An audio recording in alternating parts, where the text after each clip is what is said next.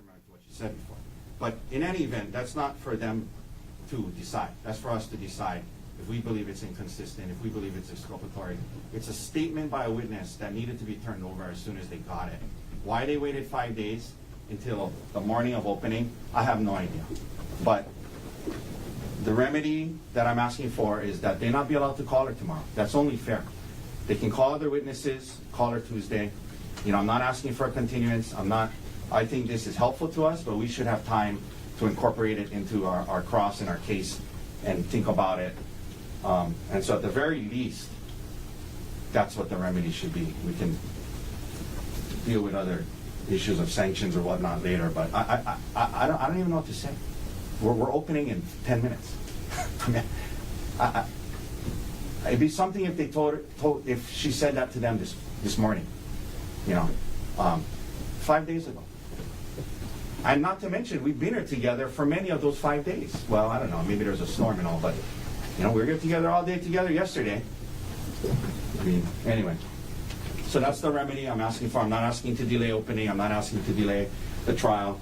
But at the very least, they should not be able to call her until Tuesday to, out of fairness, give us time to deal with this. Mr. Barnett? Yes, Your Honor. So the state does conduct pretrial interviews with witnesses regularly. In our experience, oftentimes when you do that pretrial interview, things come up. Originally, when this statement was made, it didn't trigger anything in my mind that would be substantively different than her original statement to police. And the part of that original statement was where she described the part of the trail where this happened. The order of events Mr. Otake gave is not exactly what she said in her statement. So this was consistent with that order of events in that she was trying to get past the defendant on that narrow section of the trail. And what I understood this statement to be was just be an explanation, a further explanation of how she was getting past the defendant before he grabbed her. So that was my understanding of how it was similar or contained in her other statements. I was reviewing all the transcripts yesterday. I discussed with supervisor late last night and came to the conclusion, in abundance of caution, we should disclose this, so we did. It is not inconsistent with any of her other statements.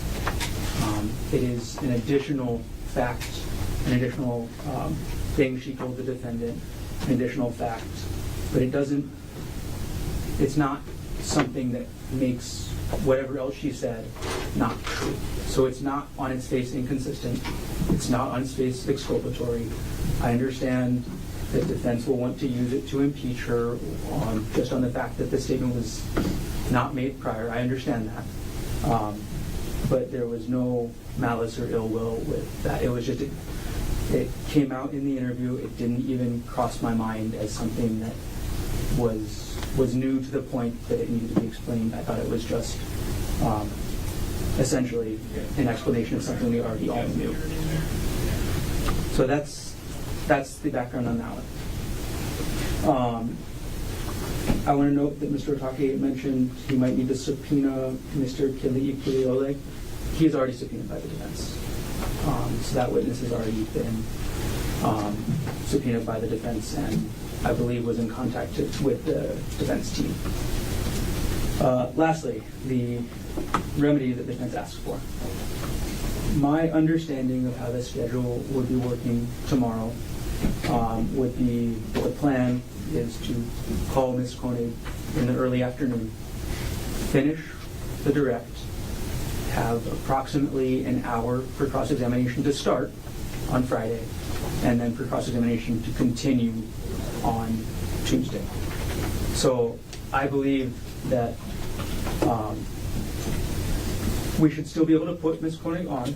There will still be opportunity to start the cross-examination. Defense will still have the weekend to discuss and use this disclosure. Overall,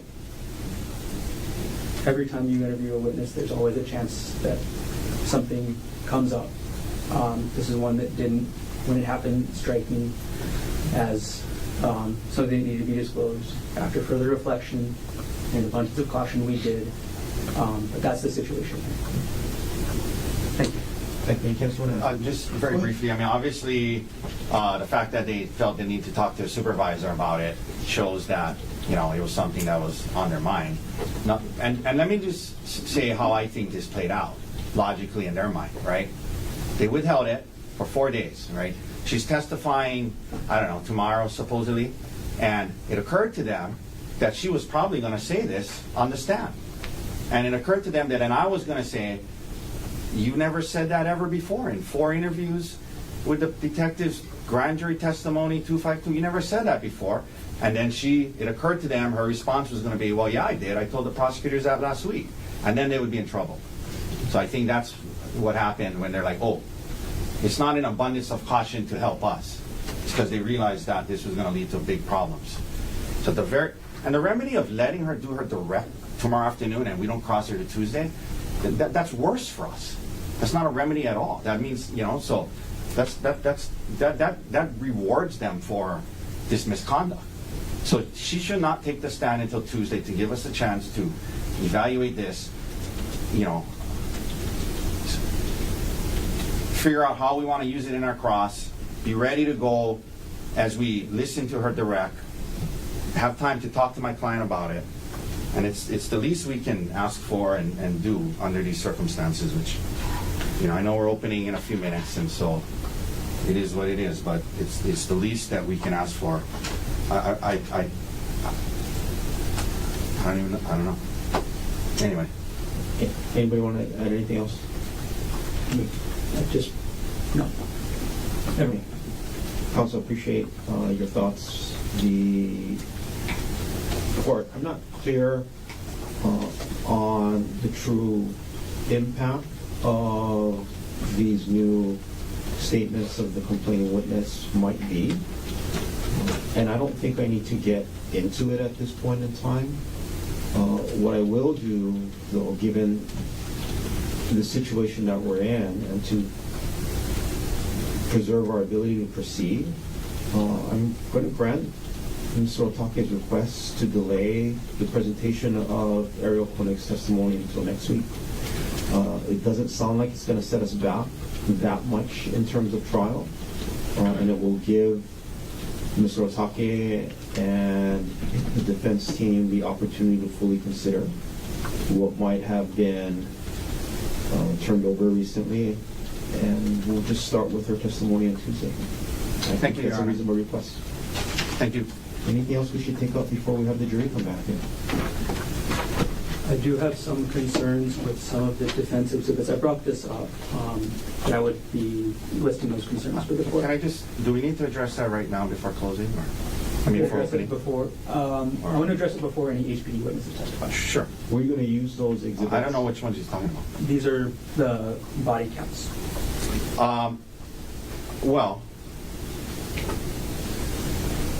with the witnesses today, there may be, but there's certain, and we can get into it exhibit by exhibit, but as a whole, there's some clips we made that don't have audio just to show, because it's the best evidence of the trail when the officer's walking up the trail. So there's that. There's other clips we made, but so I'm not sure which ones or which officers, but is your concern that we're going to... What is the concern? Yeah, what's the concern? The concern is that the body-worn camera of several officers is clipped to specifically show officers discussing the legal charges that they're considering and essentially introducing opinion testimony of the officers about the appropriateness of any charge, which in our mind is not admissible. And they've been clipped to not even include the full discussions of the officers about the charge. So that's the concern.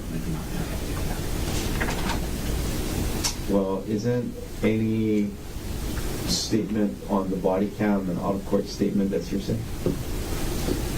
So if I can explain... Yeah, not admissible. We're not, it's impeachment. So we have it there as an abundance of caution as impeachment, at least those clips. So, you know, my plan was to ask the officers certain things about those things, and And if we need to, it's impeachment. I'm not planning to admit that. I agree with you generally that statements on body cams are hearsay, and unless there's a non-hearsay good reason for it, you know. But I viewed it more as impeachment. I put it in there just in case. I'm not planning to admit them into evidence. And the impeachment doesn't go to their legal opinion as to what the appropriateness of the charge is. I mean, yes, but just, I mean. Yes, it doesn't, or yes, it does. Yes, I agree with you. But I think what he's getting at, and again, I don't think we need to address that right now, but what he's getting at is there are some clips where the case gets classified as an assault second. And then one officer is discussing it with, I think it would maybe the sergeant, and the sergeant's like, oh, that sounds bad, let's make it an attempted murder. And he's like, okay. And so, I mean, that's it, you know, just to show how it got reclassified. But I don't know if we need to address that right this second, but I think that's what he's concerned about, right? And that is a very serious concern. It is, because their legal opinion as to what the classification of the charge is not relevant, right? Yeah, right, but their full and fair investigation is. Full and fair investigation is always relevant, and the fact that within 5 minutes they decided that this was going to be an attempted murder is highly relevant to their lack of a full and fair investigation before that what decision was made. And what information did they have when they classified it that way, or reclassified it from an assault 2? They see her, they deal with her, they say this is assault 2. She gives some statements. They just take that statement, and 5 minutes later he's arrested for. I mean, it's upgraded to attempted murder. So that goes to their full and fair investigation or lack thereof. So it's not a legal opinion. It's these are scene officers, not CID or not investigators that actually confirm the case, right? Well, these are patrol guys. Yes. There is a patrol officer, a sergeant, and then they are at some point in touch with the detective. Okay, I understand. I'm inclined to keep out their conclusion as to what the appropriateness of the charge is. But we can also address it later if we need to, but that's my general thought. Understood. Anything else we should take up? Not for the moment. I know we said 45 for opening, but that sounds like a little flexible. Yesterday. Huh? You said 40 yesterday. No, 40 was for deer. 45 was opening. Okay. That's like 40 was for deer, because remember you asked him, are you going That's fine. I would have never said 40. There's no way I can do it in 40. Okay, but you had a concern about that, Mr. Otake? Just that if it leads into 46, 47, it's not the end of the world. That's fine. And can we agree, though, that we keep them together? That's okay with me. I don't know if for a court report, if that's okay, and as long as nobody uses their right. I mean, I prefer that, but I think that's what we should try to do if we can. Anything else we should take up? Just in the goal of that, would it be best then to take I know the court's instruction is not super long, but would it be best to take a break after the court's instructions? No? The instructions are 5 minutes. 7. you're gonna hold the stop sign after 5 minutes. That's just for you. Anything else we should take up? Nothing else for this moment. Okay. Thank you, Your Honor. Let's recess for now. Get ready. Great. And then so this morning, where's the city officer?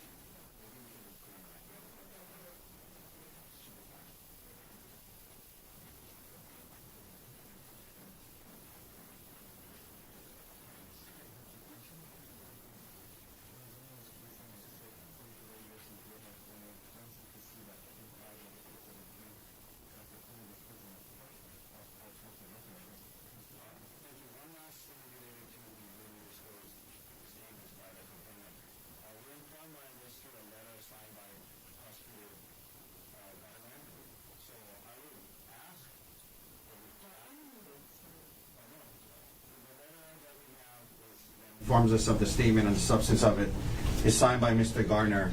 Obviously, he cannot be a witness in this case, so I would ask the court, given the timing of this, that to require the prosecutor's investigator, who apparently was there, Mr. Keli'i Pule'ole, to document this in a statement like he has. Like, there's been past times they've investigated the complainant, and the investigator then provided us with a summary.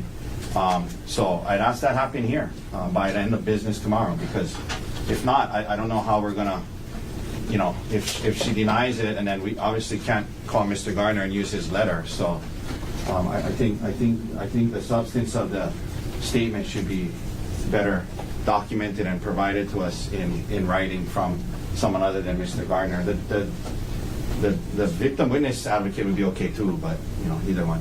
Would not the victim witness advocate and Mr. Keli'i Pule'ole just adopt the words of the letter? I don't know if they would.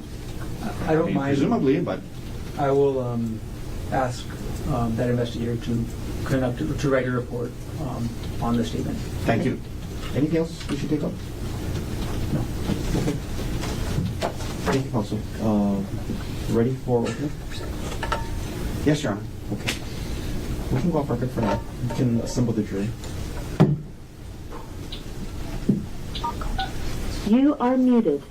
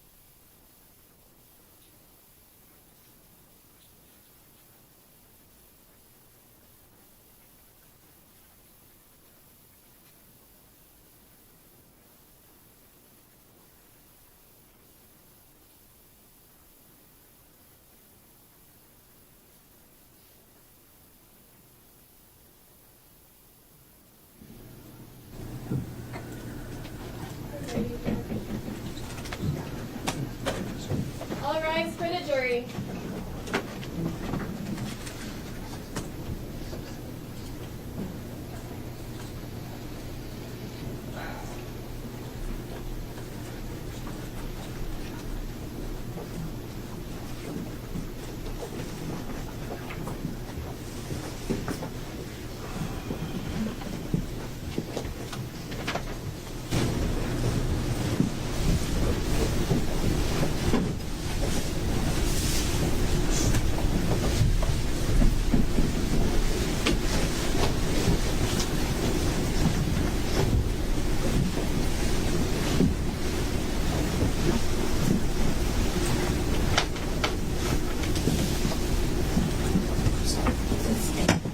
Okay, everyone except for the parties can be seated. Calling case number 6, State of Hawaii versus Gerhardt Konig, 1 CPC-25-373 for further jury trial. Appearances, please. Good morning, Your Honor. Good morning, ladies and gentlemen of the jury. Deputy Prosecuting Attorney Joel Garner for the state. Also present is Deputy Prosecuting Attorney Franklin Don Picaro, Jr. Good morning, Mr. Garner. Morning, Mr. Picaro. Morning, Judge. Good morning, Your Honor. Good morning, ladies and gentlemen. Thomas Otake and Manta Dirks on behalf of Dr. Gerhardt Konig, who is present. Morning, Mr. Otake. Morning, Mr. Dirks. Morning, Dr. Konig. Morning, Your Honor. Gentlemen, all of you can be seated. Ladies and gentlemen of the jury, good morning to all of you. Welcome back to courtroom 15. Thanks for your patience. I should have told you when we were selecting our jury the past couple of days that there are always delays here in circuit court. I think you're already aware of that. So thank you very much for your patience. We'll try to keep the delays to a minimum, but there are always delays, so thank you for your patience. Now that we are gathered back here in courtroom 15, I have some preliminary instructions before we proceed on to opening statements by the attorneys. Keep in mind that the charging document, the indictment that I read yesterday, it's not to be considered as any evidence against the defendant. It's a mere formal charge that's necessary to begin the trial. The defendant, under the law as we discussed yesterday, is presumed innocent of the charge, and this presumption remains with the defendant throughout the trial unless the evidence in this case has satisfied you beyond the reasonable doubt of the defendant's guilt. The burden of proving the defendant guilty beyond the reasonable doubt is on the prosecution, and the law does not require the defendant to prove his innocence. Let's talk about the order of proceedings. As I indicated, each lawyer will have the opportunity to give you an opening statement. An opening statement is a preview of what each party expects the evidence will show in this case. Prosecution will begin with its opening statement and then followed by the defense. Once we're done with the opening statements, at least for this morning, we'll take a break and we'll come back after the recess. The prosecution has the opportunity to present its case in chief. So they'll be calling witnesses to come and testify from the witness stand and introduce and display any physical items that may be received into evidence. After the prosecution presents its case in chief, the defense may choose to present a case, but they're not required to do so. And if the defense presents evidence in this case, the prosecution, in some limited circumstances, will have another opportunity to present what's called rebuttal evidence. After all of the witnesses have testified in this case, I'll then instruct you on the law that you must follow and apply in this case. After you've been given those legal instructions, the attorneys will then have the opportunity to give final arguments to you, where they talk about what facts have or have not been proven by the evidence. The prosecution will go first with its closing argument, followed by the defense, and because the prosecution has the burden of proof, they have the opportunity for what's called rebuttal closing argument. After all of the arguments, you will conduct it into the jury deliberation room to begin your consideration of the case. So that's the flow of what trial is going to look like over the next couple of weeks. As the judge in this case, I have three main duties. Number one, I'll make sure that the court proceedings are kept orderly. Number two, I'll determine what evidence can be received during this trial. And then number three, I'll provide you with the legal instructions or the law that you must follow in this case. You, ladies and gentlemen of the jury, you will be the judges of the facts. You will decide what facts have been proven by the evidence. And a very important part of your job will be deciding whether a witness is truthful, whether their testimony is accurate, and how much weight or importance to give to their testimony. All of the evidence in this case will come in the form of sworn testimony of witnesses and any physical items that are received into evidence. So now let's talk about what's not evidence. A question asked by a lawyer is not evidence. You will hear the attorneys make objections during trial. Those objections are not evidence. All of the questions and answers that we've been going through during jury selection, not evidence. The opening statements and the closing arguments by the lawyers are also not evidence. Sometimes you'll hear a witness testify, and I may strike some of the testimony. Any testimony that I strike, not evidence, and you cannot consider the stricken testimony when you decide the case. And speaking of objections, you will hear lawyers make objections. It's their duty to object when they believe it's appropriate. And those objections are helpful for the court to make sure that we remain focused on the issues that the jury needs to decide. I'm going to rule on those objections according to the law. When I rule on those objections, don't be concerned about my reasons for the rulings. If I sustain an objection and I do not allow a question to be answered, you must not speculate about what the answer might have been, nor draw any conclusion from the question itself, because an unanswered question is not evidence.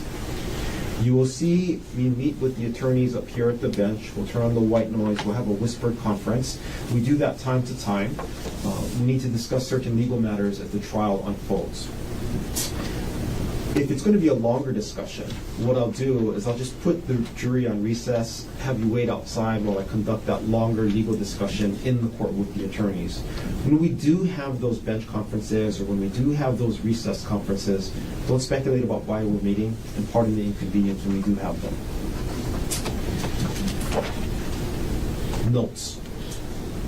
This is a long trial. Each of you will be given a notebook, or notebooks if you need more, and pens.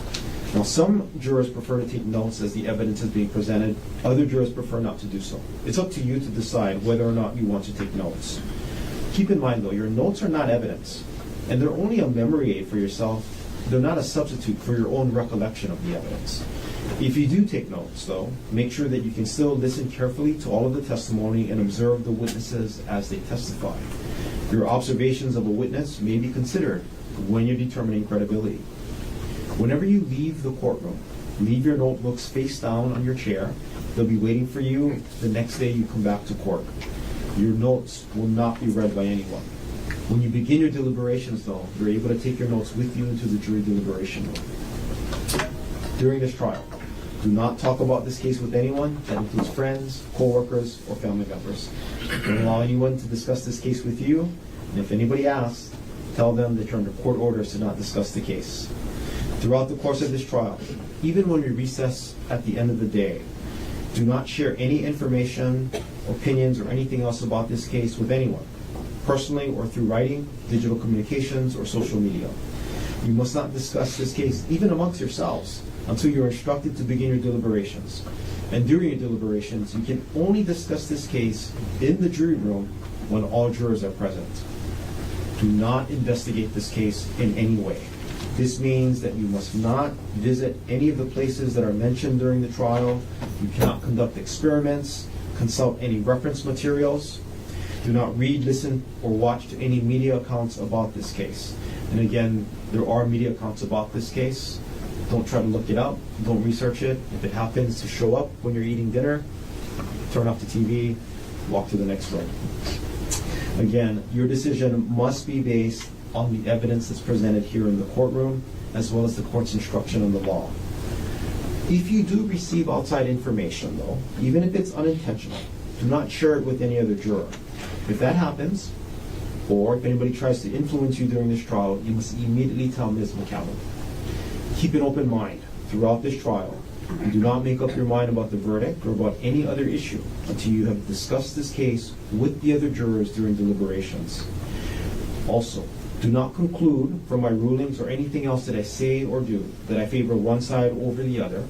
And as we discussed during jury selection, do not let any bias, sympathy, prejudice, or public opinion influence you during this trial.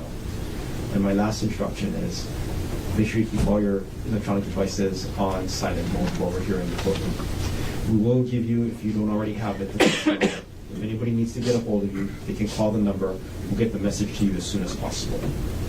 Before we get to the opening statements, Ms. Tony Apple-Fisher is now the clerk taking care of the administrative duties today. As I indicated, she and Ms. Long will be taking turns here in the courtroom. New court reporter today, this is Ms. Nikki Chang. She's taking Ms. Miyasato's place. The court reporters will also rotate during this trial. So ladies and gentlemen, we'll now get to the opening statements of the attorneys. The purpose of an opening statement is to give you an outline of the evidence that each party expects to be presented in this case. Essentially, it's a preview of the trial as seen by that party. It is not evidence, but merely intended to help you in considering the evidence. Prosecution will go first, followed by the defense. Mr. Garner, are you ready to present the state's opening statement? Yes, Your Honor. Please.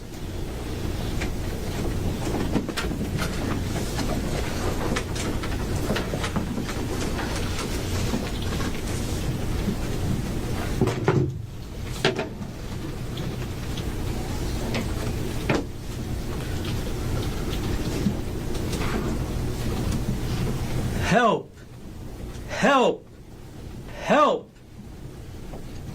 Those are the words that Amanda Morris and Sarah Bucksbaum heard as they were walking up the Palipuka Trail on March 24, 2025.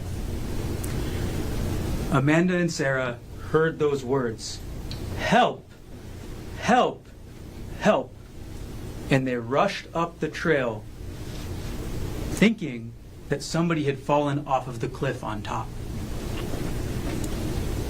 They get to the section with the cliff and they see, and Amanda sees, a man on top of a woman. A man holding a rock.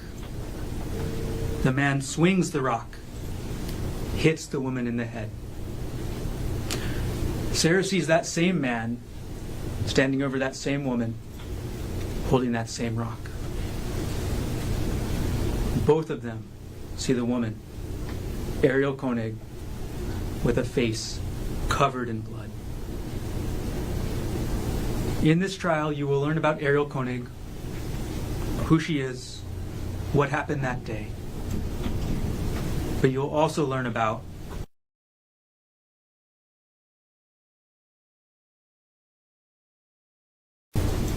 the man holding the rock, the man who hit her with that rock, Dr. Gerhardt Konig, anesthesiologist, Ariel's husband, and the defendant in this case.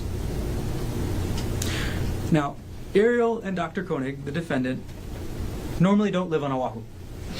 They're from Maui, where Ariel works remotely and Dr. Konig practices anesthesia. But that weekend, March 24th, 2025, just under a year ago, they came to Oahu for Ariel's birthday. Ariel's birthday, March 24th, the day this happened. It was actually Ariel's very first trip to Oahu. Her first time coming to this island. The defendant planned the trip. The defendant booked the tickets. The defendant booked the hotel room. The defendant planned the couple's activities. The defendant researched and planned the hike that he took Ariel on that morning.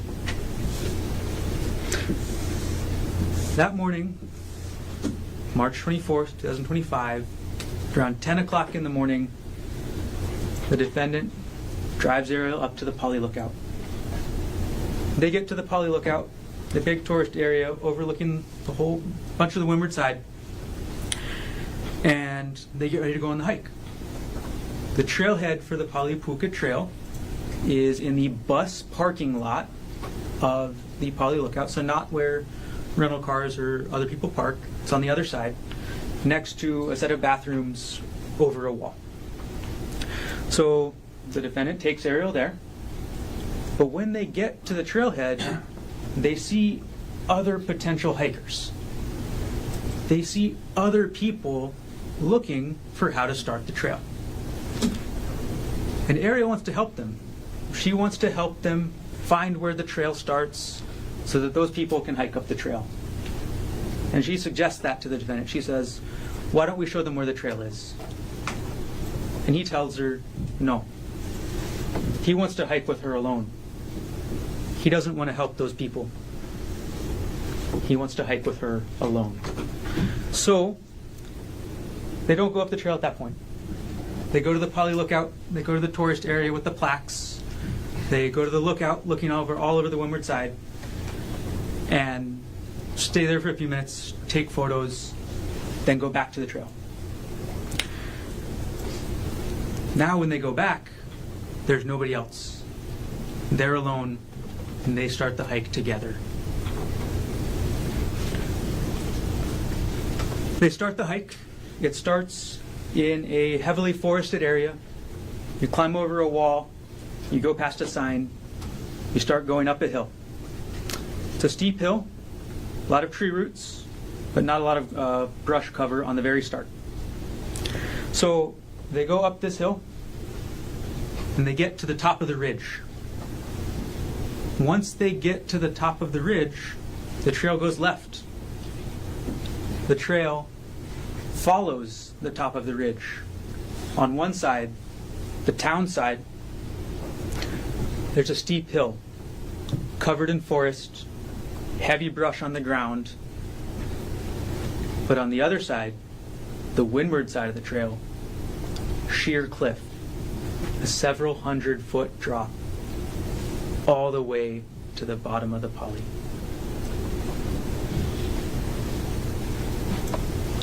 They start to hike up the trail. They start to hike up the ridge.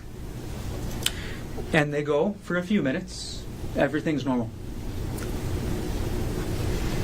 But they get to a point where you need to climb with your hands and your feet, a scramble area. Once they get to that point, Ariel gets freaked out by the exposure. She doesn't like that there's a big cliff to the right. She doesn't like there's a steep hill down the left. Doesn't like that she has to climb on her hands and feet. So she wants to turn around. And the whole reason of going to the Poly Puka hike is because there's a puka. Up the trail, there is a puka, a hole in the side of the mountain where you can look through the hole, take photos, where you can look out through the puka down at the windward side. But they never got there because Ariel wanted to turn around. So Ariel stops hiking. She says she's not comfortable with this. She wants to turn around. The defendant goes on. He hikes another couple minutes up the trail. He hikes another couple minutes, then he comes back and he tells Ariel, tries to convince her to keep going. He tries to say, oh, this is the hardest part. Everything beyond this little bit, easy. But Ariel's still not feeling it. Ariel doesn't want to go on. So they start to descend. And as they start to descend the trail, as they start to walk down that ridge, now, at this point, the steep hill with the forest is on the right, the town side, and the cliff side, the windward side, is on the left. They walk down the trail. They're taking photos. They're sending photos to their family. Defendant ends up taking Ariel's phone to take photos of her, to take a selfie. And Ariel actually takes a photo of the defendant with her phone as well, right by the cliff. Ariel takes a photo and she sends it to her family on an application called Snapchat with the tagline on there, "Don't look down." The defendant then wants to take a photo with Ariel right by the edge of the cliff. And she says she's uncomfortable with it.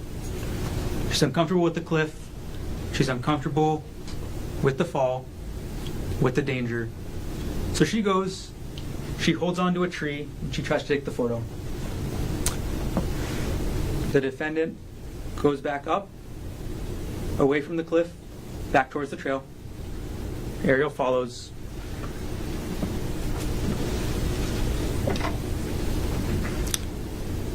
And then as Ariel's moving down the trail to safely get by the defendant at this narrow spot with the cliff behind her, the defendant ends up grabbing her by her shoulders. He pushes her backwards towards that cliff. Ariel goes to the ground. She goes to the ground. They start wrestling. They start struggling. They start fighting.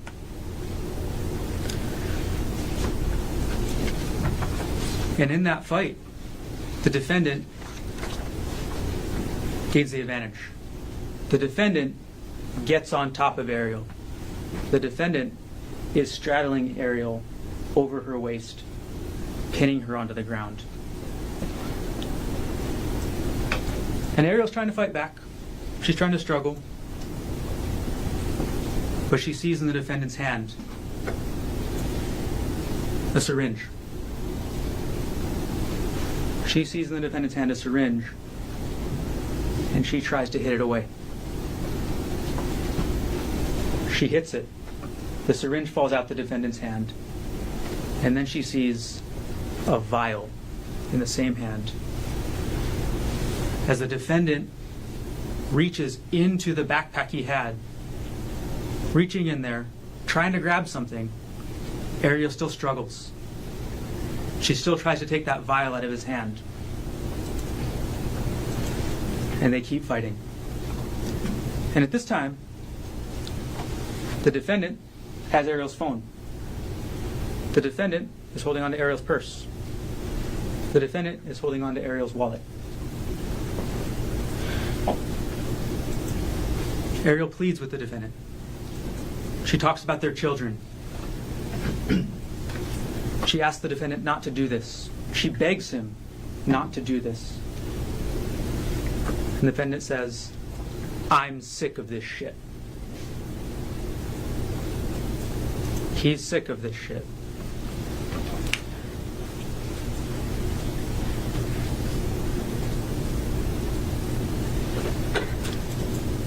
Ariel calms the defendant down. She thinks she calms the defendant down until the defendant picks up that rock. Until the defendant picks up that rock that Amanda Morris saw. Until the defendant picks up that rock that Sarah Buxbaum saw. And just when she thought the defendant had calmed down, he starts to take that rock and bash her in the head multiple times. "Help! Help! Help!" is what Ariel says while the defendant is hitting her. And those cries were answered. Those cries were answered when Amanda Morris and Sarah Buxbaum arrived on the scene. The defendant stood up. Amanda again saw him hit Ariel. The defendant stands up. Ariel is able to scoot away. Ariel is able to get to Amanda and Sarah, and they're able to get Ariel safely down the rest of the trail. Once Ariel got to that safety of Amanda and Sarah, the defendant was left alone at the scene. Alone with Ariel's phone. Alone with Ariel's wallet. Alone with Ariel's purse. Alone with the syringe. And alone with the vial. All those items, Ariel's phone, purse, wallet, the syringe, the vial, those were never recovered.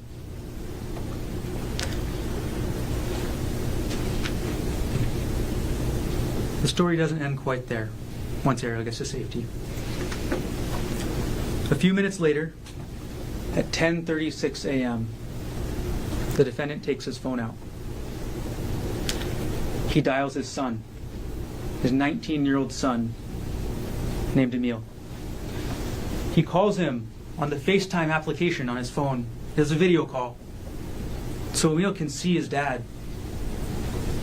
And Emil sees his dad with blood all over him. And what does the defendant say to Emil? He says, "I'm not going to make it back. I tried to kill Ari, but she got away." That's what the defendant tells Emil. He doesn't just tell Emil that he tried to kill Ariel, though. He tells her why. The defendant tells Emil, "She's been cheating on me for the last 3 months, or the last several months." He gives his motive to Emil, and he explains his reasoning. He even tells Emil, "I'm at the end of my rope."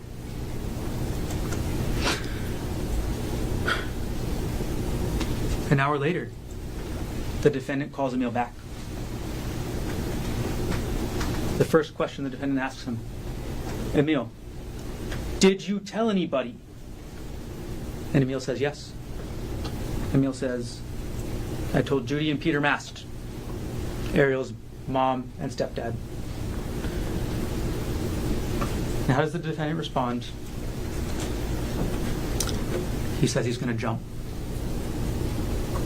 Emil tells him not to, tries to convince him not to, and the defendant ends the phone call by saying, "I gotta hang up so the police don't find me."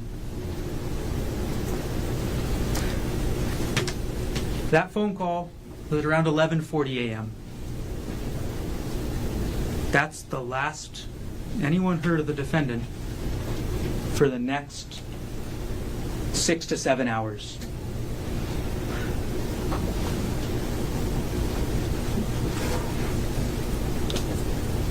The defendant told Emil that he was turning his phone off so the police couldn't find him. And for a long time, they couldn't. Despite a manhunt that lasted for almost 8 hours that day, multiple different agencies, Honolulu Police Department, Honolulu Fire Department, the Department of Land and Natural Resources, multiple agencies all trying to find the defendant, all searching for him in that forest up there at the Palipuka area. None of them could find him. But later on, as the sun was getting ready to set, a few minutes after 6 p.m., March 24, 2025, 3 HPD officers are headed back to the station. They've been called off the search. They're done. They couldn't find him.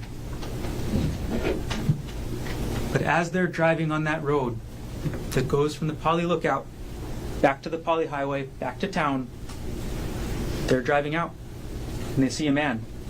They see a man exit the forest. A man matching the description of the defendant. They identify themselves. They say, "Police! Police!" The man runs. He tries to get to the forest. He tries to escape them. The officers catch up. They apprehend him. They do use force to do so. And the man is identified as Dr. Gerhardt Konig. Now, you'll hear about this case. You've all been informed about how long this trial is going to be. So you'll hear about this case in a couple different phases. First, we'll hear from witnesses, Amanda Morris, Sarah Bucksbaum. You'll hear what happened up at the Pali Lookout on March 24, 2025. You'll hear how the investigation proceeded. You'll hear from the HPD officers who responded. You'll hear from the DLNR officer who responded. You'll hear from the evidence specialists who went to the scene, who took photographs of the bloody patch on the ground, of the crushed plants, of the trail of blood. You'll see those photos. You'll see the photos of Ariel at the scene and how she looked like immediately after this happened. You'll hear from Ariel herself. She'll testify as to what happened on March 24th, her birthday. And she'll testify on March 24th of this year. 1 year later. She'll describe what happened that day. She'll describe the 3 months, almost 4 months, leading up to that day. She'll describe this cheating that the defendant was upset about. Because back in December 2024, the defendant found WhatsApp messages between Ariel and a coworker. Ariel describes them as flirty. You will see the messages. You will see the messages, and you will get to see what they say. There's nothing lewd. There's nothing sexual. There's nothing romantic. They're flirty. But This was an issue in their relationship. The defendant was upset. Ariel wanted to stay in the relationship. They take the steps. They go to couples counseling. Things are getting better. Things are getting better. And Ariel keeps thinking, okay, now it's time. A romantic trip, birthday weekend, we're back on track.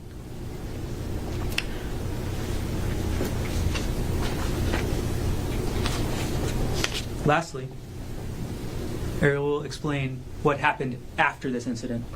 So after March 24th, what kind of injuries she had, what kind of effects they had on her. She'll explain, and you will hear testimony, that Ariel, after this happened, by several days, removed the money from a joint bank account that she shared with the defendant. You'll hear that Ariel removed that money, that she used it to pay the mortgage, that she used it to pay for the tuition for the children she shared with the defendant, that she used it to pay marital debt that they'd incurred, that she used it to pay the defendant's own credit card bills. So you'll see what Ariel did with that money. Okay. Beyond that, you'll hear scientific evidence in this case. There will be DNA testimony. All of the blood that was found on the trail was swabbed. All that blood was subjected to DNA testing. And all of that blood, through the DNA testing, shows an incredibly high likelihood ratio that supports it is Ariel's blood and only her blood. But not only the blood from the trail. Several different swabs from the defendant's clothes recovered from his person all will show Ariel's blood and none will show his.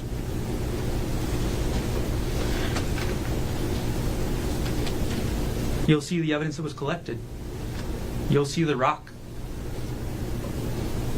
You'll see the rock that was recovered from the trail. The bottom half jagged, covered in Ariel's blood. You'll also hear in this case what's called digital forensics. The police recovered a laptop, the defendant's laptop.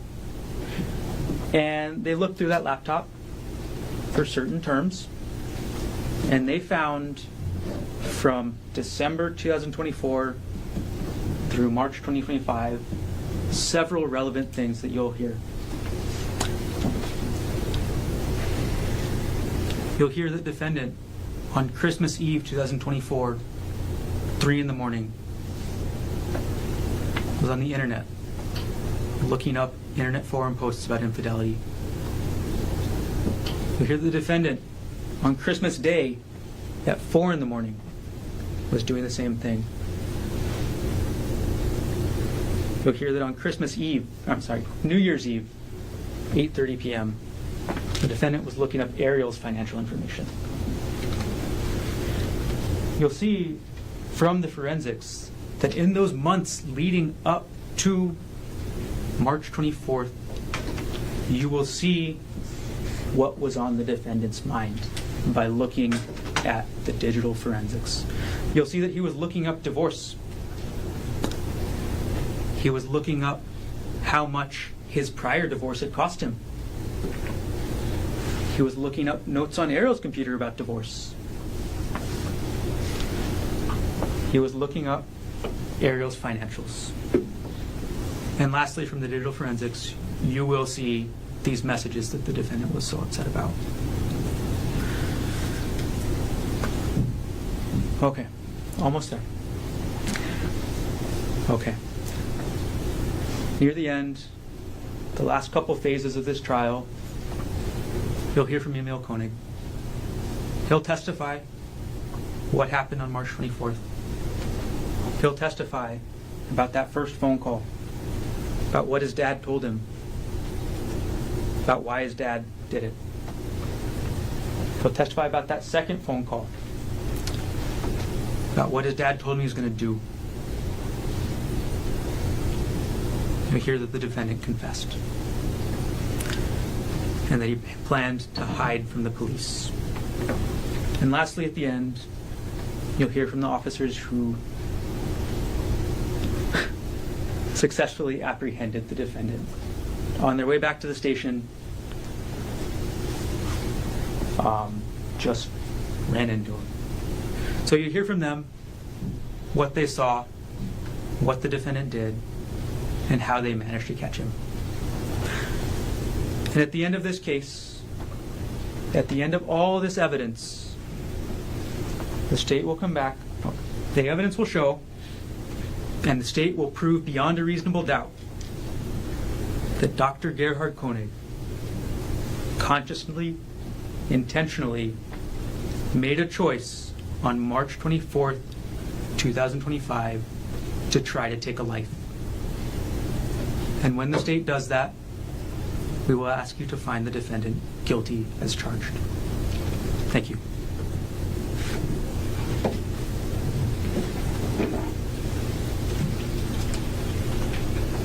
Thank you, Mr. Garner. Mr. Osaki, are you ready to present the defendant's opening statement? I am, Your Honor. Thank you. Please, Just a second to get set up here. take your time whenever you're ready. Thanks.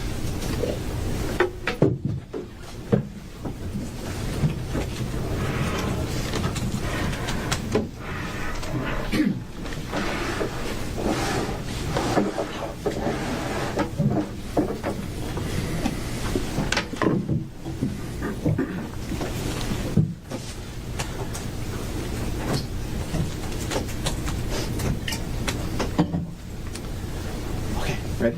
Please. Good morning, ladies and gentlemen. There are often two sides to every story, and it's only fair that we wait to hear both sides before we start to make up our mind. You just heard one side. You just heard one side. And this is my opportunity to share with you the other side. To share with you the full story, both sides. To share with you the complex human interactions between Gerhardt and his wife, and the complex human chain of events between December and March that resulted in him sitting here falsely accused of attempted murder. And the evidence will show he is falsely accused of attempted murder. And let me get one thing straight from the start. He never ever confessed to his son on that phone call. The evidence will show that's not true. This is a long, complex human story. And I'm going to walk you through all the details of it this morning. However, the evidence will show that this story, this human story, can be summarized best in 3 words. Just in summary, 3 words. Unfaithful, unwilling, and untrue. Unfaithful, unwilling, and untrue. Unfaithful. Ariel Konig was unfaithful to her husband. In the latter part of 2024, she engaged in an inappropriate relationship with a man she worked with, a married man named Jeffrey Miller, an affair. When Gerhardt discovered it in early December 2024, he was heartbroken. He was devastated. And he didn't know if they could come back from that. He didn't know if he could trust her again. He didn't know if he wanted to. But they both had a lot invested in this marriage. They both had moved to Maui. They had 2 very young boys together. And they thought they should try. Both of them wanted to try.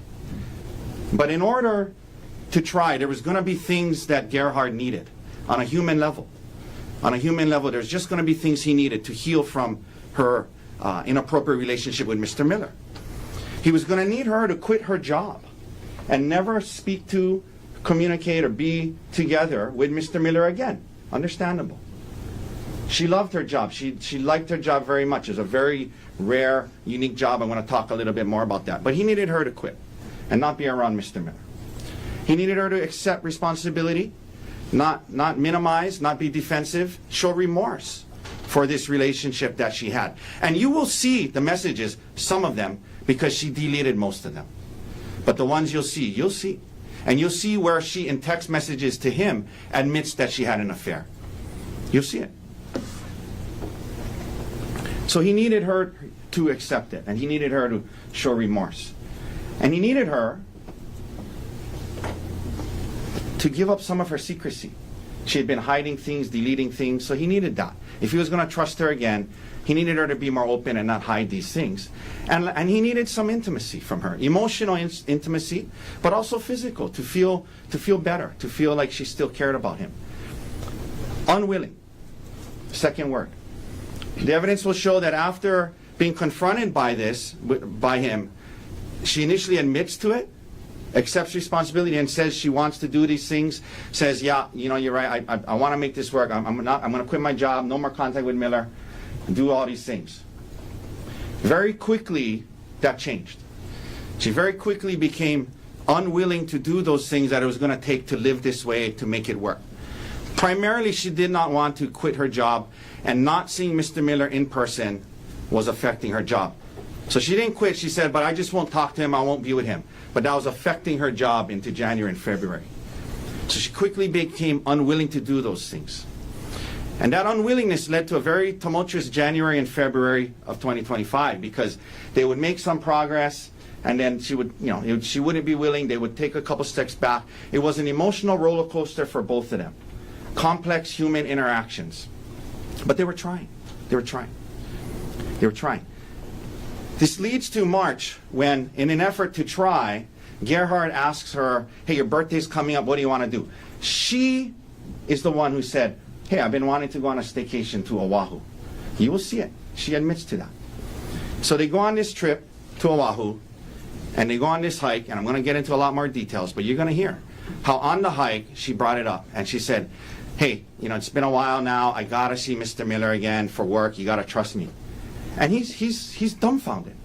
He realizes they made zero progress over the last 3 months. She doesn't understand what he's going through. She's not willing to do what it's going to take. And he tells her, well, this isn't going to work. You're going to have to move out. And I'm going to tell all our family and friends about your affair.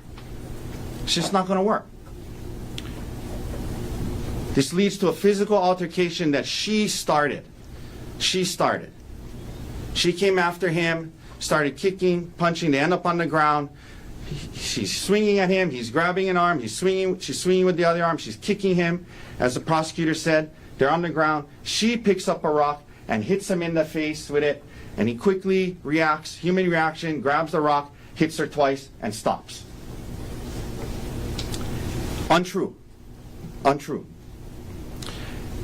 After that, knowing that the marriage is over, knowing that this is heading for a divorce and custody battle, the evidence will show Gerhardt Konig says many untrue things about what happened. And she did so, you will see, to get the upper hand in the coming divorce and custody case. And you will see how she is using the allegations in this case, in the divorce, to get everything.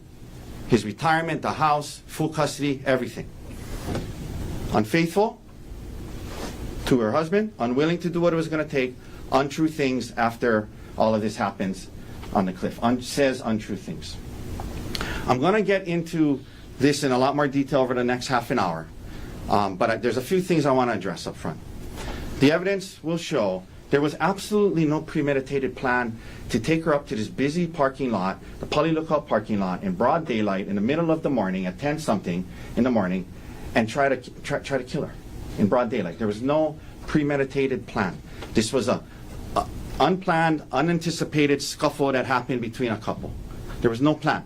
Number two, the evidence will show there was absolutely no syringes on the mountain that day. He didn't have any syringes, wasn't trying to stab her. The evidence will show he never tried to throw her off the cliff. She attacked him, pushed him, and they ended up in a scuffle on the ground. He never tried to throw her off the cliff. Number four, the evidence will show he did hit her with the rock. He did hit her with the rock. And she does have, I'll tell you, she's got a bad cut on her head. She's got a severe laceration on her head from it. And it bleeds a lot. But the evidence will show, medically speaking, it looked worse than it was. You'll hear from Queen's doctors who treated her that day and said that there was no substantial risk of death from the cut, and it didn't even rise to the level of serious bodily injury. She had no skull fractures, brain bleeds. They stitched her up, they let her go the next morning. That's what the medical evidence will show. The evidence will show he never confessed to his son. I'm going to talk more about that later. That's what the evidence will show. Now, before I get into the details more, I want to share a little bit with you about Dr. Konig, Gerhardt. He's 47 years old. He was 46 when this happened. He was actually born and raised initially in South Africa. His parents, Peter, his dad, and his mom, Anwil, flew in today. They were raising the kids. He has 3 siblings, 2 brothers and a sister. LaRue, Ruan, and Lisa, his siblings. At some point when Gerhardt was about 9th grade, they moved to San Diego. Just things going on in South Africa at the time. They wanted to come in a better situation. Gerhardt graduated from high school, went to college, UC San Diego, majored in bioengineering. Worked a little bit, went to med school. He got married young, his first marriage when he was 20 years old. He married a lady named Jessica Ray Patella. And they had 2 kids when he was relatively young, still in medical school. Ophelia, his older daughter, and then Emil. You're going to hear a lot about Emil. And he finished med school. He did his residency in anesthesiology and became board certified, was actually teaching as a professor. And sometime in his residency, his first marriage, they separated, they got a divorce. So he knows what it's like to get a divorce. You know, it's not ideal. He didn't want to do it again. But it wasn't a situation where, like, if he had to, I'm going to kill her if I can't be with her. No, he's been through it. So they separate, and from his first wife. When it's time for him to start dating again, he goes online and uses dating for a couple of free dating apps. It didn't really work out, so he paid for a subscription to eharmony.com. And at some point, Ariel Konig reaches out to him, and they go on a date at a bar, and things progress from there. They get married in 2018. They have their first son. Olin is born in 2020. And they're living in Pittsburgh at the time. He's working, she's working. And they wanted to find a safer place to live. There was a lot of gun violence in the area. It was important to them to find a safer, maybe warmer place as well. They fell in love with Maui. For those reasons, they fell in love with Maui. It was going to be a hit to their careers, though, because especially her, what she does, nuclear engineering, and she works on these big nuclear energy projects. There wasn't really jobs like that in Maui, but she wanted to do that and come here. And so that's what they did. They moved here in March of 2023, and right before they moved here, literally the month before, their second son, Vigo, was born. Right before they moved. So they moved here, and from March 2023 until December 2024, for Gerhardt, it was a dream life. He got a good job at Maui Memorial. He loved his wife. He loved his kids, living in paradise on Maui. It was a great life. He loved his marriage. In 2024, we find out Ariel didn't necessarily feel the same way. In August of 2024, she has to travel a lot for work because she works virtually. In August of 2024, she goes on a trip to South Africa with Jeffrey Miller. And Gerhardt knows about it, but he has no reason to be concerned. He's not really worried about it at all. She comes back. In October, the family, they go on a trip to Kauai for Emil's birthday. And for the first time, he starts to see some red flags. He overhears her talking on the phone to Mr. Miller, which is supposed to be a work call, and it just didn't sound right. It was overly flirty. It was the way someone in a relationship would talk to another, and it bothered him. But he said, maybe, I'm not, it's weird, but, Things progress in November and December. He keeps seeing these things.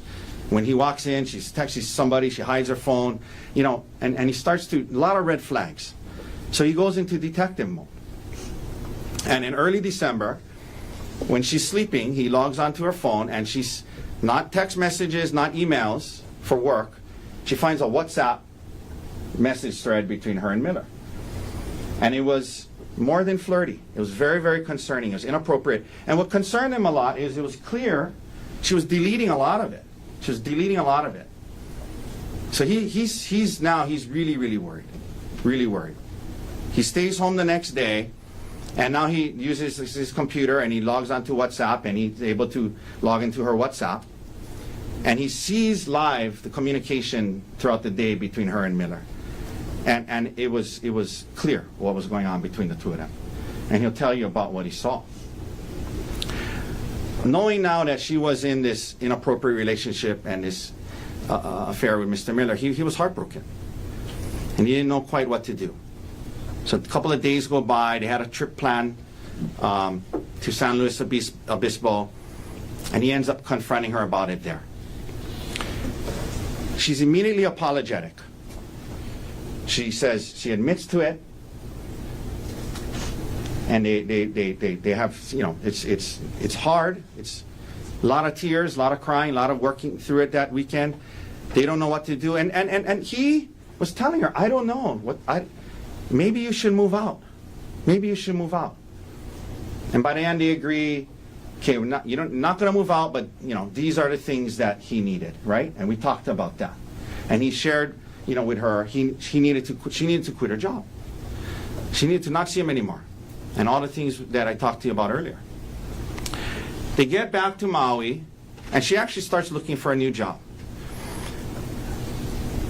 You will hear that there's no other job like hers. And she quickly realizes she wasn't willing to give that up. She wanted her career mattered to her more than doing what Gerhardt needed to stop working with this man. Now, January and February, like I said, a lot of emotional roller coaster, working on it, making progress, realizing she's not really, she starts minimizing, she starts bringing up things he should have done differently. They end up in counseling. The counseling's about other things as well, and they're making some progress. It's kind of like one step forward, two steps back, but they're still trying. And this comes to the March trip that I talked to you about. Now, he does suggest, let's do something for your birthday. She says, why don't we go on a trip to Oahu? This was not some big plan of his to get her to Oahu, the more crowded place, and try to kill her in broad daylight. Okay, that's the evidence will not support that. They came here for her birthday. The first night, I think they get here on a Sunday. They have a good day. They go to the spa together. You'll see some photos from the trip. They're enjoying themselves. They go to dinner that night. Next day is her birthday. They wake up, they go downstairs, they get coffee. The plan was they were going to go on this hike. She knew about the hike. They researched it together before coming here. She packed her hiking stuff. It was something that she was excited about. And then after that, they were going to spend some time at the pool. And you will see the reservation from Fett Restaurant that he made for dinner that night. You will see it. He had dinner reservations for Fett that very night when apparently he had a plan to throw off a mountain that day. There was reservations at the restaurant. So that was what the day was supposed to be. You'll hear they start heading up to the mountain. And that morning, you'll hear about some life insurance issues. You'll hear that after this affair and all of that, as a way to kind of commit, he wanted to increase his life insurance for her. He wanted to increase his for her. So you'll hear he took the steps to increase his life insurance to $1.5 million. And it came in two stages. The million got approved about a week or so before, and that morning, the second half of that got approved. And you see on the document, he made her the sole beneficiary. He got an email that very morning of the hike, and he shared it with her, and he said, hey, look, good news, it's all approved.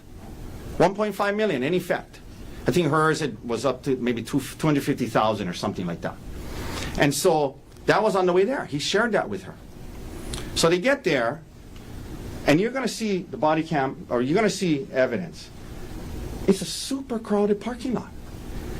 Tour buses, tourists, people everywhere, cars everywhere. He says, oh, well, it was a separate tour bus one, and that they're right next to each other. It's the same parking lot. It's a very, very crowded place. It's a popular trail. This incident that they described, that I'll describe today, it took place about 5 minutes in from that parking lot.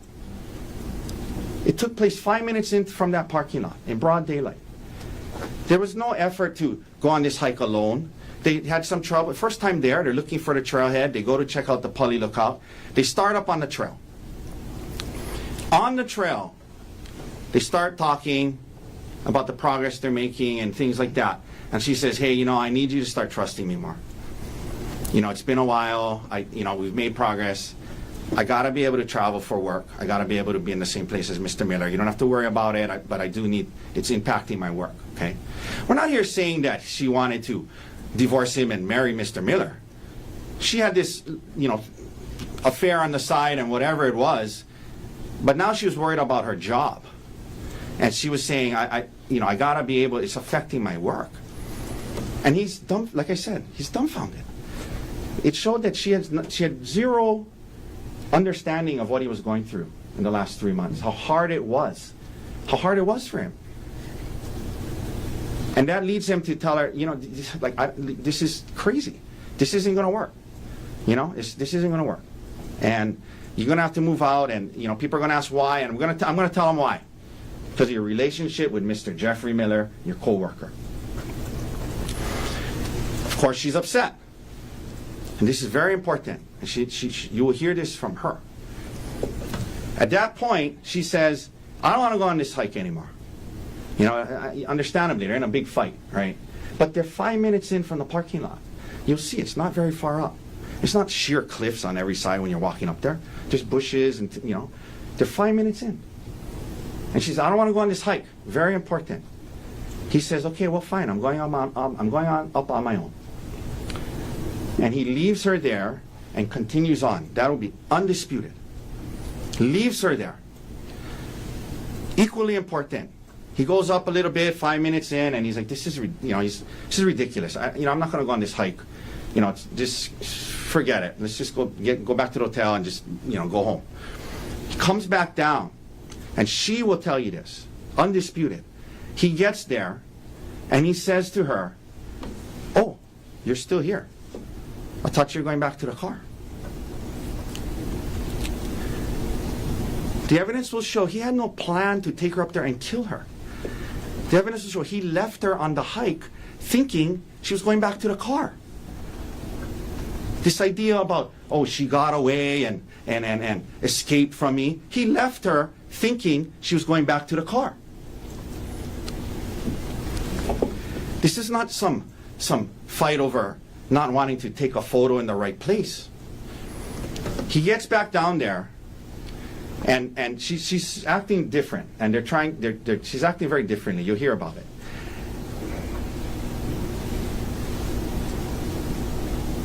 And what happens next is he turns around, and he's just, they're talking, and she's saying, look, let's just forget about it. We'll, whatever. He's looking out over towards the cliff area, and he feels a shove from behind. And he turns around, and he says to her, what the hell was that? And it felt to him that she tried to push him towards the edge. And he turns around, and he says to her, what are you doing? And she starts screaming. However he said it, help, help, help. She starts screaming. And she's backing away after pushing him, and she's yelling, help, help, help. She's not saying he's hitting me, he's killing me, or anything like that. You'll hear from the witnesses. They thought somebody fell off the cliff. And he's turning around, he's saying, what are you doing? Why did you push me? And he's walking towards her, and she's yelling, help, help. And he puts his hands on her to calm her down, and she starts swinging. She starts kicking, he's grabbing her, ends up on the ground. This scuffle was unplanned, unexpected, and escalated quickly. They're on the ground. I described what happened. She's punching him, she's kicking him, he's on top of her trying to stop, hits him, she tries to grab that arm, hits him with the other arm, kicking him, she picks up the rock and hits him with the rock on the side of his head. And she tries to hit him again, he stops, he gets the rock, and in a split second, human reaction, under attack, he hits her with the rock. It was a reflex, it was a reaction, it was in response to the force that he had just experienced. But he stops. He stops. Because the hit made her stop. And as soon as she stopped, he stopped. It was about this time these two witnesses got there. One of them doesn't even see him hit her at all. The other will tell you, she saw one hit. One hit. They got there. They said when they heard it, they came around the corner, and by then he was standing, and he had the rock, and he didn't hit her. They saw the very tail end of this. They don't know how it started. They didn't see who started it. They got there at the very end. He hit her once and he stopped. After that, the witnesses are there. She's yelling out to them. She crawls down to them, and you hear from them. He stands there. He doesn't come after her. He doesn't aggress towards them. He doesn't yell at them. He doesn't try to grab her and continue to throw her off. She had stopped assaulting him. He had backed away. And he saw that she was okay. He saw that she was talking and yelling to the witnesses. He saw that. And they make their way down the trail. Now,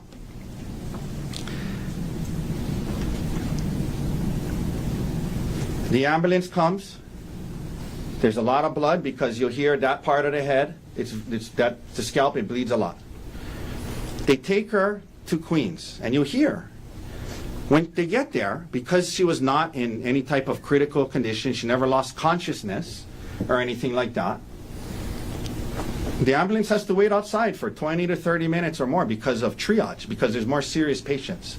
So they're sitting in the ambulance waiting, okay? She eventually tells the police detective that he wanted her to take a selfie. She didn't want to. And he said, I'm sick of this shit. And he grabbed her, tried to throw her off the cliff, picked up, had some syringes, which apparently she says she can just flick out of his hand. And then she tells the detective, he beats her with the rock 10 times with all his might. Over and over and over and over again. I know that wasn't 10, but you get the point, okay? Over and over again. She says 10 times with all his might. He beats her with the rock. You will see photos of it. You will hear from the medical experts in this case. 2 from Queens, and we have a forensic pathologist who will talk to you about that. The physical injuries, while the laceration is significant, is inconsistent with being hit in your head 10 times with all your might. She had no skull fractures, no brain bleeds, no orbital fractures. She never lost consciousness.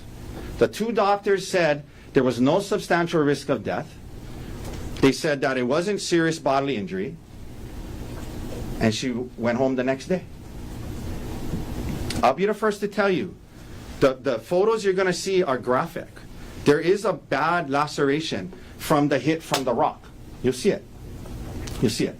There is a bad laceration. But you'll hear, medically speaking, from the medical doctors in this case, it's not as bad as it looks. You're going to see there's blood everywhere because you'll hear that area, a lot of blood vessels, there's blood everywhere. She never loses consciousness, no risk of death from the injuries, stitched up, went home the next day. And it was a rock. He hit her with a rock in response to her hitting him. So,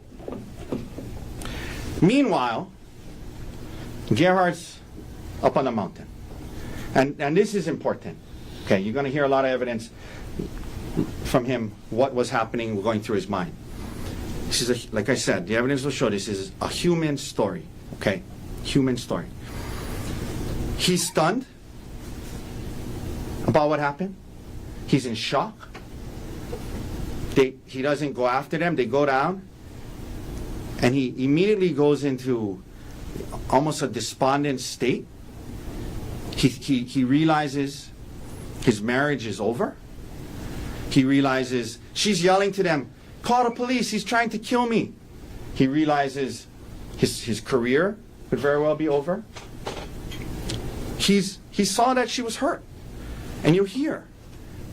He was disappointed. He was remorseful. He was upset about the whole incident. He never wanted it to come to that. He never wanted her to be hurt. And he was disappointed in himself that he reacted that way, the way he did. He was remorseful that he reacted when in that split second. And he went into a deep state of depression, sadness, disappointment, to a place where he became suicidal. And they're going to say the evidence shows his consciousness of guilt that he stayed on the mountain. The evidence will show, it shows that he was human, dealing with this, what just happened, realizing he could lose everything, and his marriage is over. So he stayed up on the mountain, and he was suicidal. He was going back and forth between jumping off the cliff and not thinking about his kids. And the one person he wanted to talk to was his 19-year-old son, Emil. His son, not Miss Konig's. And he calls Emil, and you'll hear. It was an incredibly emotional phone call. He was calling him to say goodbye. He was calling him to tell him he was sorry. He was calling him to tell him that he wished he was a better man. And he'll tell you, he feels terrible about putting his son in that position. He'll tell you he never should have done that, but that was the emotional state he was in at the time. He never in that conversation confessed about my goal was to kill your mom, but she got away. He never said that. He talked about what happened. He talked about how he hurt her. He never said that, those things. Not that way. Not that way. Emil tries to talk to him. Dad, don't kill yourself. A horrible situation for a boy that age to be in. But it made him think. He stayed up there longer. Finally, before the sun set, he decides, okay, I gotta come down. It's time to just come down and deal with this. He had worked through some of those emotions. He said, I'm gonna come down and just deal with this. So he comes down while the sun is still out onto the main road where the cops are. Not trying to escape by coming down to the main road where all the cops are. Not waiting till it's dark. Comes down. He's been up there processing everything that just happened, going through his emotional phases related to it, and now he comes down. And the cops grab him, and they think he's fleeing, so they grab him, and he's he's a little, they apprehend him. They apprehend him.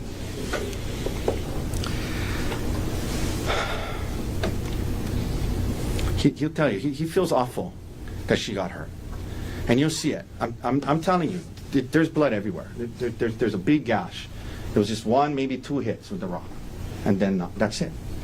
That's it. Medically speaking, not that bad. Visually, the photographs look horrible. Just letting you know. But you hear from the doctors. It was not life-threatening. It was not serious bodily injury. They stitched her up. 3 days later, she leaves the hospital. 3 days later, she logs on. He mentioned it. She gets an attorney within a day or two. Someone who's an attorney specializing in criminal defense, TROs, things like that. He gets an attorney. She gets an attorney. 3 days after this incident, she goes onto their joint accounts, moves 130 grand. It's primarily his money without his permission. She's in touch with her attorney. They file a restraining order against him.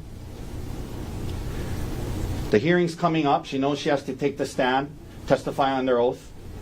Instead of take the stand, testify under oath, be cross-examined, she dismisses the restraining order against him. Shortly thereafter, you'll hear that she files for divorce. And you hear how even as recently as last week, her and her attorney that she signed off on this files something saying, because he attempted to kill me, I should get full custody of the kids, I should get the house, I should get half his retirement and keep mine. Things that she would never get absent these allegations.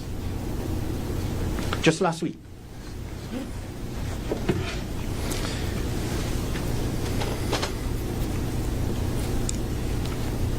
Digital forensics. They got good guys that work there. They went through his entire computer, every last search. They were looking for searches like kill, wife, dangerous, hike. They didn't find any of that. They didn't find anything of that. He was looking into infidelity and things like that. He was trying to process it. You'll see how she was as well, listening to audio books about affairs and things like that.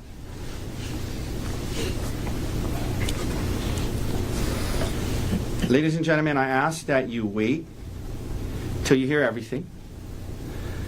Even the law on self-defense.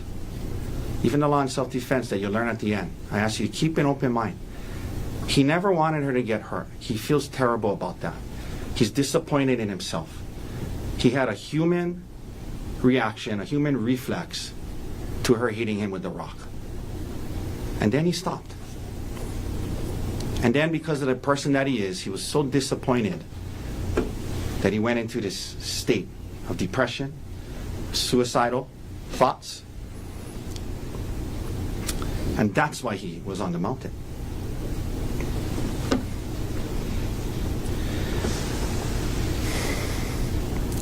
This is going to be a complex, long human story. It's also, the evidence will show, going to be a sad one for everyone involved. For Ms. Konig, their kids, and for Gerhardt. But it's not a simple story. The evidence will show it's not so simple of she had an affair, therefore he had a motive to kill her. The evidence will show human life, human emotions, human interactions are often much more complex than that. So I ask that you keep an open mind, listen to this entire human story, use your logic, reason, and common sense. She said he was trying to load the syringe in the middle of the fight. The evidence will show if he had a plan to use syringes, you think he might have it loaded ahead of time. They mentioned the things that were missing, the syringes. The evidence will show the rock is found right there. Right there. The evidence will show if somebody's going to hide evidence, they'd hide all of it. There was no syringes on the mountain, no attempt to throw him off a cliff. The witnesses got there at the very end. They did not see who started it or how it started.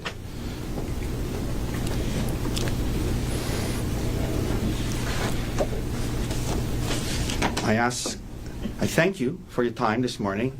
I thank you for keeping an open mind, as we know you will. As you now know, there are two sides to this story.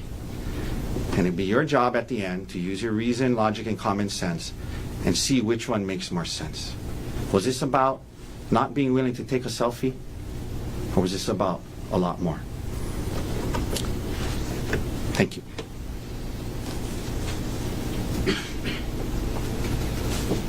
Thank you, Mr. Otake. Ladies and gentlemen, let's take our first morning recess. Let's take a 10-minute recess. Ms. McCallum will collect you just after 10:40, and we'll come back into the courtroom. We'll begin the presentation of evidence. All right.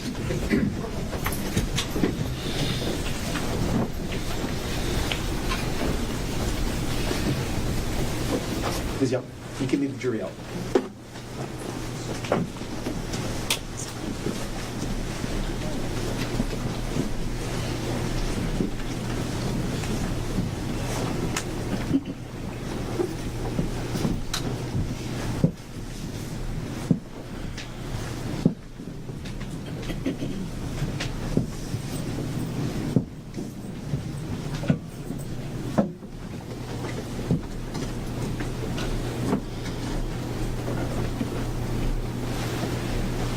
Okay, counsel, 5-minute recess. We maybe take 10? Sure. Thank you.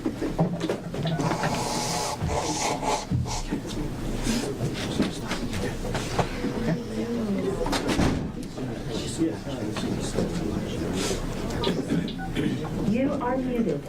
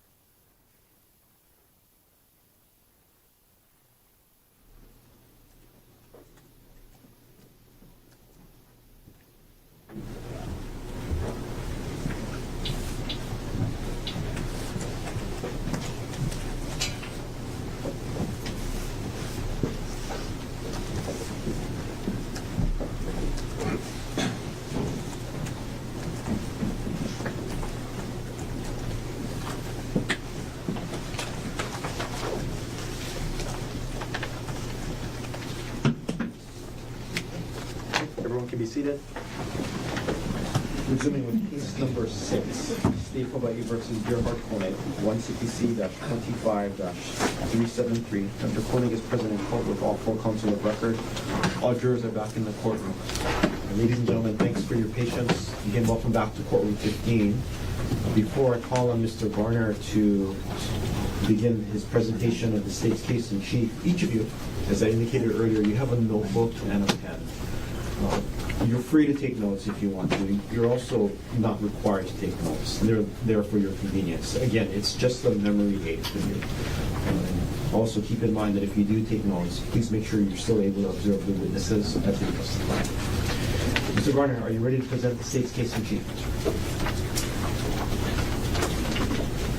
Sorry, Your Honor. Are you ready to present the state's case in chief? Yes, Your Honor. The state calls Amanda Morris. Thank you.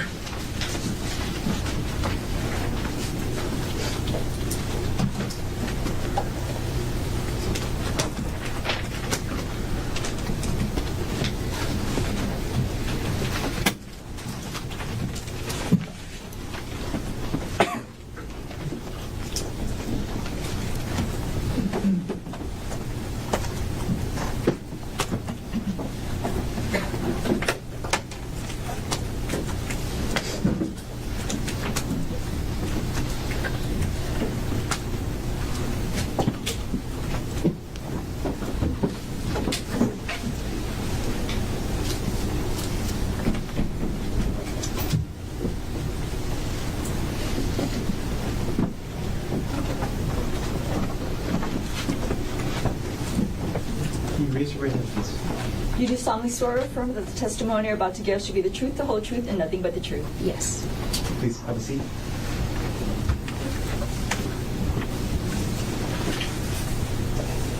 Whenever you're ready, Mr. Garner. Good morning. Hi, good morning. Okay, first things first, can you please state your name? Amanda Morris. And Miss Morris, what do you do for work? I'm an adult ICU nurse Where is that? at Kapiolani Hospital. All right. Jumping right into it, Miss Morris, I'm going to ask you about an incident from March 24th, 2025, around 10:20 a.m. Do you remember that incident? Yes. Where were you at that date and time? I was at the Poly Outlook about to do the Polypuka hike with a friend of mine. And who was the friend you were with? Her name is Sarah. And what trail were you guys hiking? The Polypuka Trail. Can you describe the Polypuka Trail? Yeah, it's pretty steep when you start. It's pretty wooded. You kind of get up to a clearing that has a ridge that kind of drops off. And if you keep going up, there's a little hole in the rock. It's the hole of the puka? Yes. Had you ever done the hike before March 24th, 2025? Yes, I have. About how many times? Maybe a handful. And you mentioned somebody named Sarah. Who is Sarah? Sarah's one of my friends. Where's she from? She's from Canada. All right. On that date, March 24th, 2025, did you make it all the way up to the puka? No, we did not. Okay. And can you tell us a little bit about if there's any hazards to the trail? It can be pretty hazardous. Whenever you get up to the ridge, it's pretty narrow, and it has a sheer drop-off. Okay. Using town and windward side as directions, which side is the drop-off? The windward side. Okay. And what's on the town side? Kind of brushy. I've never tried to get down. It's not hard. All right. And just to be sure, is the Poly Lookout and the Polypuka Trail both on the island of Oahu? Yes. So what happened when you and Sarah started hiking up the trail? We were a couple minutes in, maybe midway between the start of the trail and kind of where the ridge is at, and we started hearing someone scream for help over and over again. And what was the person screaming? Just help me, help me, help me. Were you able to recognize the gender of the voice you heard? Yes, it was female. So you hear a woman's voice screaming, help, help me. What did you think? We thought somebody had fallen. It's not uncommon for someone to fall because of the ridge being so steep and narrow. How big is the cliff there? I don't have an exact number, but it's pretty far down. So when you and Sarah heard this screaming, what did you do? We quickly got to the top just because we were worried someone was in danger. And when you got to the top, can you describe the area you got to? Yeah, whenever we got to the top, we could immediately see kind of over into the valley, and that leads to the left, which is the little trail. And, okay, so you get up to the ridge, up to this part of the trail. Do you see anybody up there? Yes, whenever we turned the corner to the left, we saw a man and a woman. Okay. What was the position of the woman? She was laying on her back. What was the position of the man? He was on top of her. Okay, when you first got there, did you see the man doing anything? Yes, he was hitting her with a rock.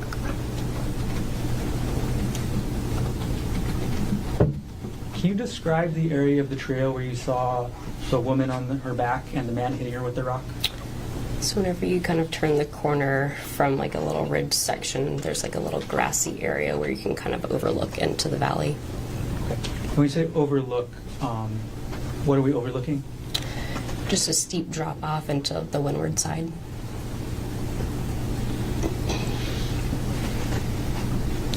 And you said you saw the man hitting the woman with a rock. Do you know where he hit her? Looked like in the head. What was the man wearing? It's like a light whitish gray shirt and blue shorts. If you were to see that man again, would you be able to recognize him? Yes. Could you please take a look around the whole courtroom? And if you see the male that you saw on that day hitting the woman with the rock, could you point him out and let us know an article of clothing he's wearing? Yes, this gentleman in the blue. Sorry? Gentleman in the blue. Okay, Your Honor, let the record reflect the witness has identified the defendant. The record will reflect identification was made. Okay. Amanda, after you get up to this area, you see the man hitting the woman with the rock. Was the woman saying anything at that point? She was saying, help me, he's trying to kill me. After the woman said, help me, he's trying to kill me, what did the defendant do? They both saw us and he stopped and stood up. Did the defendant say anything? No. Okay. Amanda, could you clarify the the timeline order, the three different things you told us this morning? Mm-hmm. The three different things, hearing the woman say, he's trying to kill me, hearing the woman screaming, help me, and seeing the defendant hit a woman with a rock. Could you put that into order for us? Yes, so we were hiking up the trail. We heard her screaming, help me, help me. We got up to the top, and whenever we first saw them, he was hitting her, and they both noticed us, and she said, help me, he's trying to kill me.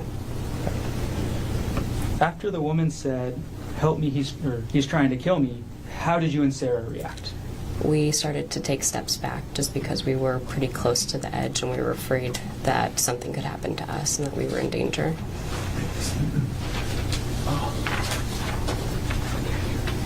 Sorry. Ms. Morris, could you maybe drag the microphone a little bit Yeah. close to your mouth as well? Thank you. Okay. And if we could get that answer one more time. So I'll ask the same question. After the woman said, he's trying to kill me, how did you and Sarah react? Sarah and I started to take a couple steps back because we were a little afraid for our own safety since we were kind of close to the edge. Once you two stepped back, or where did you and Sarah step back to? Maybe 5 or so feet back, and we kind of turned a little bit of a corner, and that's when Sarah started to call 911. Once you stepped back and went around the corner, did the woman say anything? She said, please don't leave me, he's trying to kill me. Did you and Sarah respond? Yes, we said we're not leaving, we're just taking a step back for our own safety. We are calling 911. Other than asking you to call 911, at that point in time, did the woman say anything else? No. When was the next time you saw the woman? Shortly after, she was crawling towards us Can you describe how she was doing that? on her stomach and hands and knees. So, and then what was Sarah doing as the woman was crawling to you? She was calling 911. Okay. Was the woman able to actually get to you? Yes. Where did the three of you go after the woman was able to get to you? We started going back down the trail. Was she able to walk on her own? No, she was not. Can you describe for everybody how you how the three of you got down the trail? Yeah, I asked her if she could stand, and she was not able to, so she was able to turn over onto her bottom and scoot herself down. Did the defendant follow you? No. Do you know what the defendant did or where he went after you, Sarah, and the defendant went down the trail? No, after we backed up, we couldn't see him anymore. When you got to the bottom, the trailhead, then what did you do? A police officer was there, and he climbed over the wall, met us, asking us if the gentleman was coming down with us and if she was okay.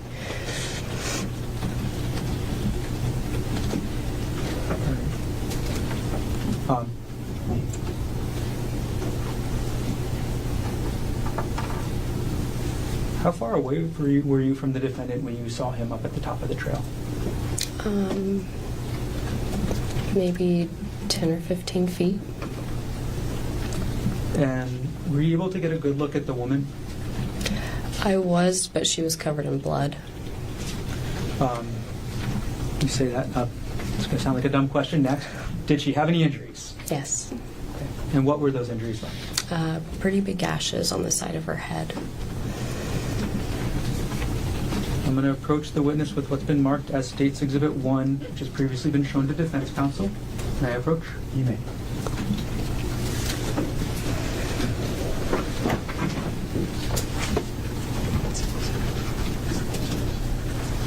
Ms. Morris, without showing the jury yet, do you recognize what I've just handed you? Yes. What is this? That is the injuries that we saw on the woman coming down from the mountain. Does this photo fairly and accurately depict the woman's injuries as you observed them on March 24th, 2025? Yes. At this point, the state moves to enter Exhibit 1 into evidence. No objection. Would have been marked for identification as State's Exhibit 1 is received into evidence. Does the state have permission to publish? Granted.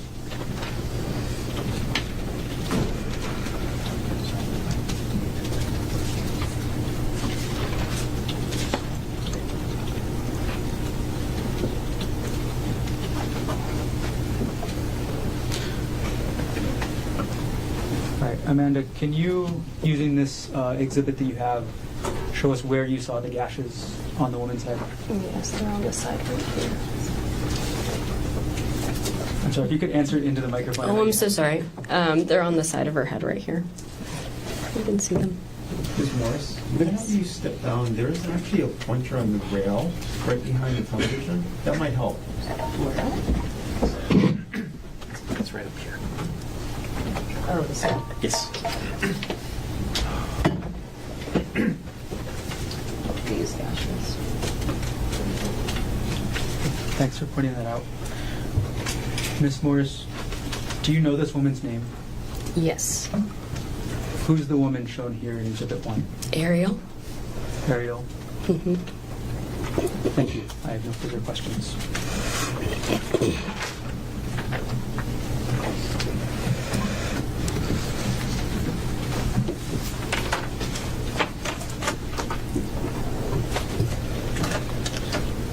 Thanks for talking. Cross-examination.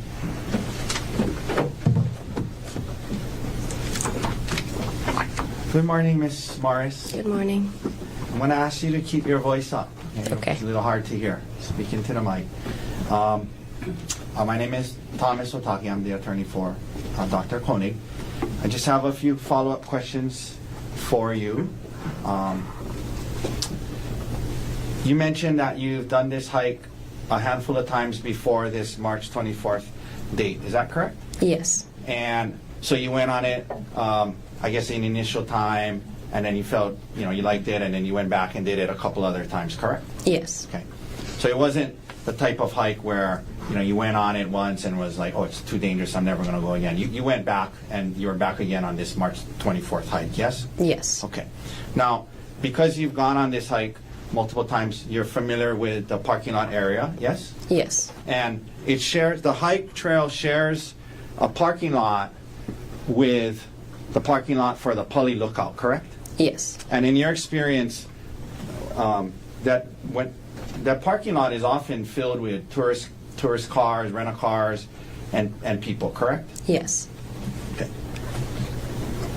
Can you always find parking?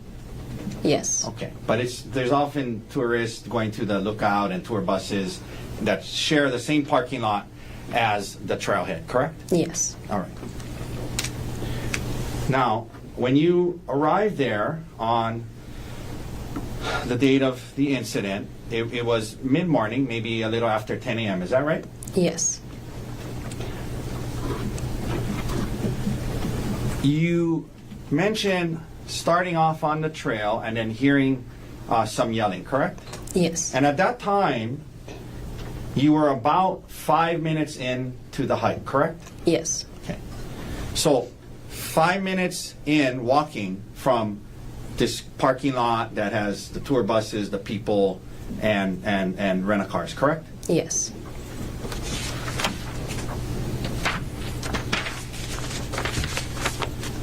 You mentioned the trail, it can be pretty narrow, hazardous, but there's places it's hazardous and there's places it's not as hazardous, correct? Yes. Okay. You said that you heard this yelling and you guys tried to get there quickly, yes? Yes. Because you thought somebody had fallen off a cliff, right? Yes. In other words, you didn't think at the time somebody was being attacked because they weren't yelling, help, help, he's hitting me, he's killing me. They just were yelling and you thought they had fallen off a cliff, correct? Yes. You guys get there quickly and your friend Sarah Bosch, how do you say her last name? Boschbaum? Brooksbaum? Boschbaum? Okay. We'll call her Sarah.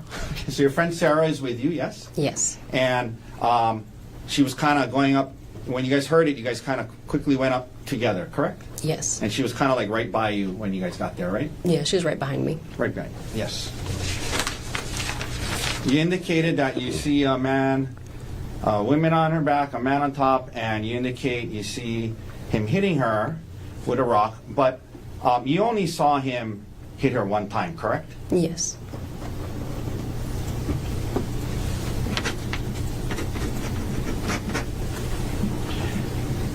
Back away. Was it you or Sarah who called 911? Sarah, right? Sarah. And then the female that you've come to know is Ariel. She starts crawling down to you guys, correct? Yes. And even as you backed away, she was talking or yelling out to you guys, don't leave, right? Yes. Okay. And he was, at the time, at least when you had backed away, Gerhardt was still there, yes? He was out of At the eyesight. time you saw the, Yes. before you backed away, correct? And then right after that, you heard her yelling, wait, or like, don't leave, or something like that, correct? Yes. Okay. And Gerhardt doesn't say anything to you guys, correct? Correct. And he doesn't, from what you saw, he doesn't come down and try to stop Miss Konig from crawling away, did he? No. Okay. He let her crawl down to where you guys were, yes? Yes. Okay. And he didn't get aggressive with you guys at all or yell at you, anything like, get the F out of here. He didn't communicate with you at all, correct? Correct.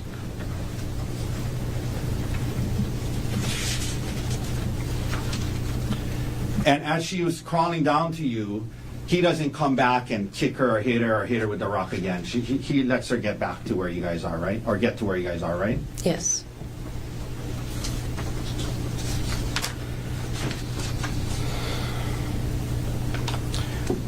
You're in ICU nurse, is that right? Yes. Okay. During the time period you were assisting Miss Konig, she did not lose consciousness, correct? Correct. She was awake and alive and scooting to you, yelling out to you guys, correct? Yes.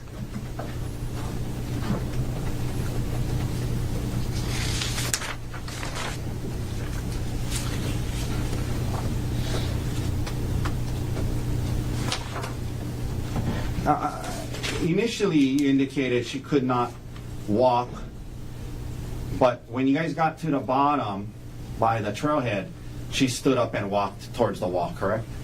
No, she scooted towards the wall and onto the wall, and we helped her down from the wall. Okay.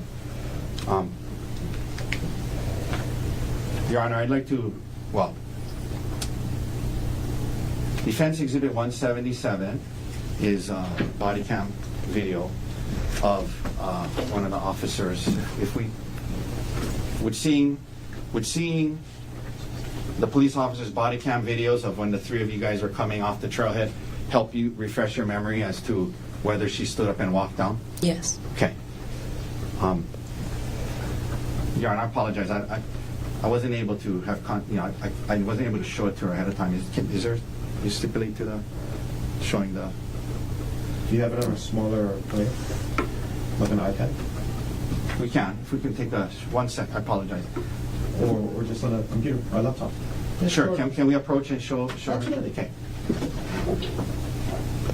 And with no audio. Okay. Mr. Darks is going to come show you the video. Okay. And just watch it to yourself, and then I'm going to ask you a question after when you're done.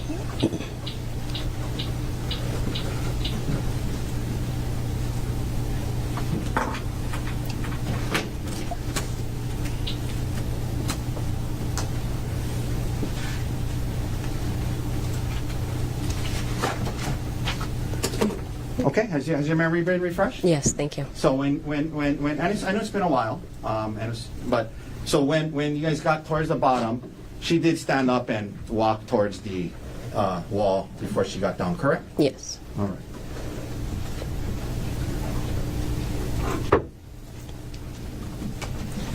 And ma'am, you never saw any vials or syringes, correct? No. Okay. Well, I asked that the wrong way. Did you see any vials or syringes? No, I did not. And ma'am, you did not see how the incident started, correct? Correct. You did not see who started it, correct? Correct. You did not see the whole incident, correct? Yes. All right. Thank you for your time, Ms. Morris. Have a good day. Any redirect? Yes. Please.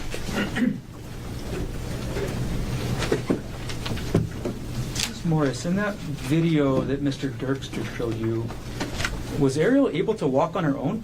No. She wasn't? No. How was she able to walk? Sarah and I were on each side of her, helping her. How were you and Sarah helping her walk? She was kind of we were holding on to her. Was Ariel able to walk under her own power? No. Objection, cause for speculation. No, no, sir. Was Ariel able to walk under her own power? No. A couple other things I want to follow up on. You described to Mr. Otake that Sarah was right behind you. Yes. Okay, is that when you guys, or when was Sarah right behind you? Whenever we got up to the top. Okay, so in order of who got to see the defendant and Ariel first, who got to see her first? I did. Okay. And last thing, Mr. Otake asked you about the rest of the trail. What's the rest of the Palipuka Trail like? It's Objection vague as to the rest of it. You were asked if you hiked the whole trail before, is that right? yes. Okay. Can you describe what the trail is like above where you saw the defendant and Ariel? It's a pretty narrow ridge to get to the rest of the puka. Is it more exposed to the cliff or less exposed up there? I would say more.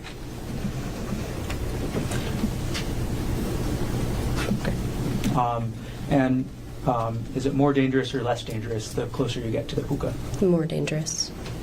Thank you. Very briefly, Your Honor. Okay, ma'am. You were asked about her walking. There was a time when you got to the bottom, you saw the video where she stood up and the two of you was side by side, and she was walking on her own legs as you guys were on the side of her, right? Correct. Yes. And you're an ICU nurse, right? Mm-hmm. You didn't. Neither of you let her go and tried to let her walk on her own because you thought she might fall, right? Correct. Okay. So you didn't try. So you don't know if she could have walked on her own or not. Correct. Correct. All right. Thank you. Ms. Morris, thank you very much. Thank you. You can sit down. Watch that first step. Mr. Garner, state's next witness.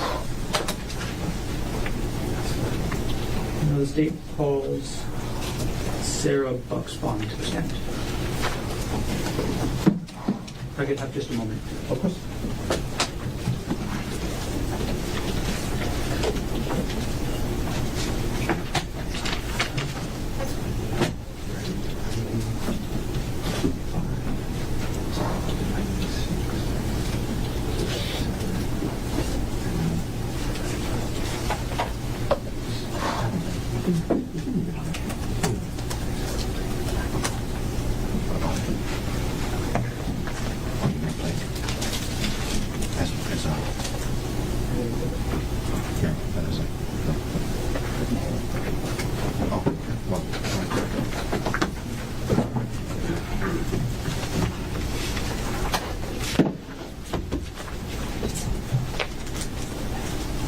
What's that?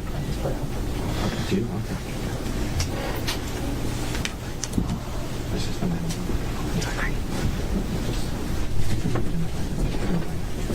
Can you raise your right hand, please? Right here. You do solemnly swear or affirm the testimony you're about to give will be the truth, the whole truth, and nothing but the truth? Okay. Please have a seat. Okay. Good morning. Good morning. First of all, before I ask you any other questions, can you pull the microphone as close to your face as possible? And as we go through the questions, can you speak into the microphone as much as possible? Okay. Okay. Can you please state your name? Sarah Buxbaum. Right. Miss Sarah, where are you from? I'm from Vancouver, Canada. And what do you do for work? I'm a registered nurse. All right. Jumping right into it, I'm going to ask you about an incident from March 24, 2025. Do you remember that incident? Yes. On March 24, 2025, around 10 a.m., where were you? On the Palipuka hike. Okay. Is the Palipuka hike on the island of Oahu? Yes. What were you doing on Oahu in March 2025? I was here on vacation. How long were you staying? About 2 weeks. When were you scheduled to leave? I was scheduled to leave that night, actually. Okay, so you're leaving the night of March 24th, 2025. Yes. Was anybody up with you at the Palipuka on March 24th of last year? My friend Amanda. What were you and Amanda planning to do up there? Just hike. Okay. And what hike were you going to do? The Palipuka hike. About what time did you start the Palipuka hike? At 10:24. So 10:24 a.m. Mm-hmm. Had you ever been on that hike Sorry. before? Yes. Yes. Yes. Sorry. Had you ever been on that hike before? Yes. How far into the hike did you get that day? Approximately like 4 or 5 minutes in.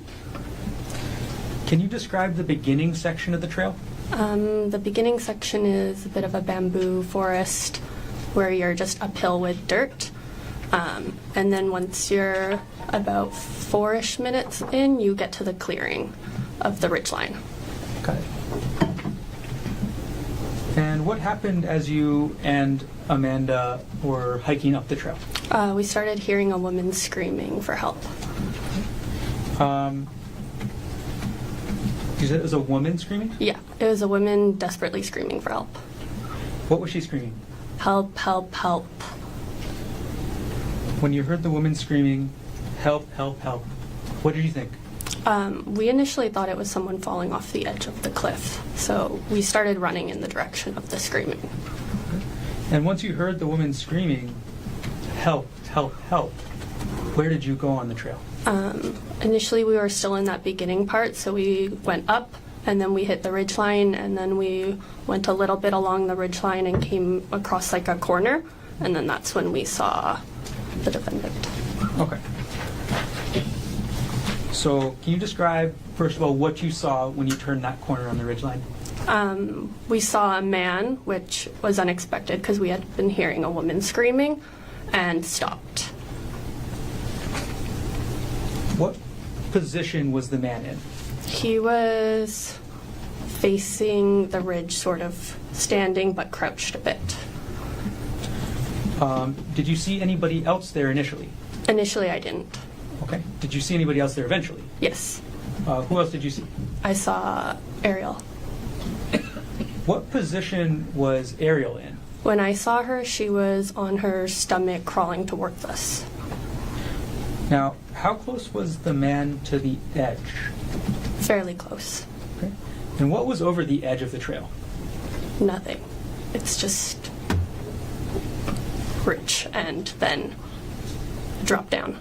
Got it. Okay, so a drop. Yeah, a big drop. Did the man have anything in his hands? He had a rock.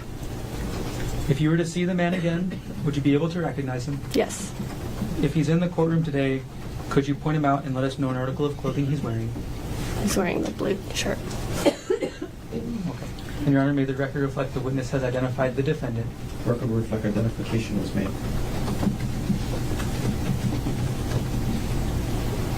Can you describe the condition of the woman as you saw her? Her face was covered in blood. Her head was covered in. She was just fully covered in blood. Did the woman say anything? She screamed, "Help! He's trying to kill me! Call 911." Okay. What was the position of the defendant and the woman when she screamed, "Help! He's trying to kill me"? He was standing above her. And where was she? She was laying on her stomach. After the woman said, "Help! He's trying to kill me," what did you do? We initially backed up a bit because we were right on the edge and we didn't want to get attacked. So we backed up so we were in a safer area. And as we were backing up, I was calling 911 and Amanda was yelling at her saying that we were calling for help. In that 911 call, what were you telling the dispatcher?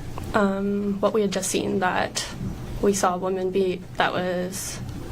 said that she was being attacked. I'm sorry, Sorry. Sarah. I think I asked that question. When you were making that 911 call, were you describing what you were seeing as you saw it or immediately after? Immediately after. Okay. I'm going to approach now with this one marked as State's Exhibit 3, previously provided to defense counsel.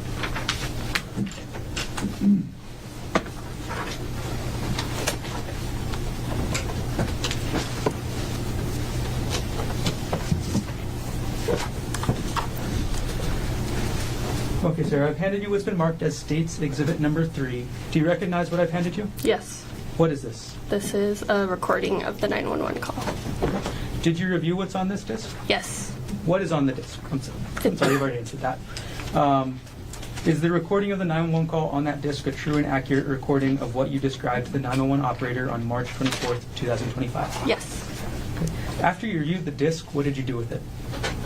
I signed it and then they put it back and then they took it away. Okay. Is that the same disc you reviewed? Yes. Is that your signature on the disc? Yes. Okay.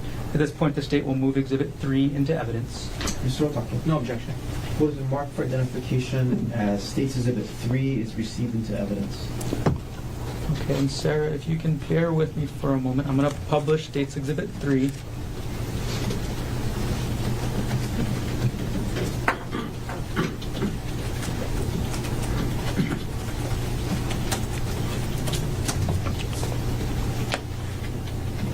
And ladies and gentlemen, Sorry. go ahead, publish. Okay. Hi, someone's currently being attacked on the top of Polypuka. Where? There's a man trying to kill her. She has blood all over her face. Where is this at? Polypuka, the hike at the lookout. Okay, so on the top of lookout. She's on the Polypuka hike, and he's currently attacking her. Okay, where, how far is the hike? Or is it in the entrance? Where? We're probably like 5 minutes into the hike, really quick. Okay, what are you seeing? We heard her screaming, "Help, help, help me," and then we saw a man over her, and then she crawled out with blood over her face, saying that he's trying to kill her. And did she know him? I don't know. Okay, where is he at? What is he wearing? He was in a t-shirt, white. He had brownish, sort of curly hair. Asian, Caucasian, Hawaiian, white guy? Yeah, white guy. Okay. And then what kind of shirt? T-shirt, maybe. I'm sorry, shorts. Pardon? What kind of shorts? I didn't see. He's wearing shorts, though. Okay, and did he walk away from her? No, he was not. We walked away because we didn't want him to attack us. Okay, so he's still there. Yeah, they were both hiking.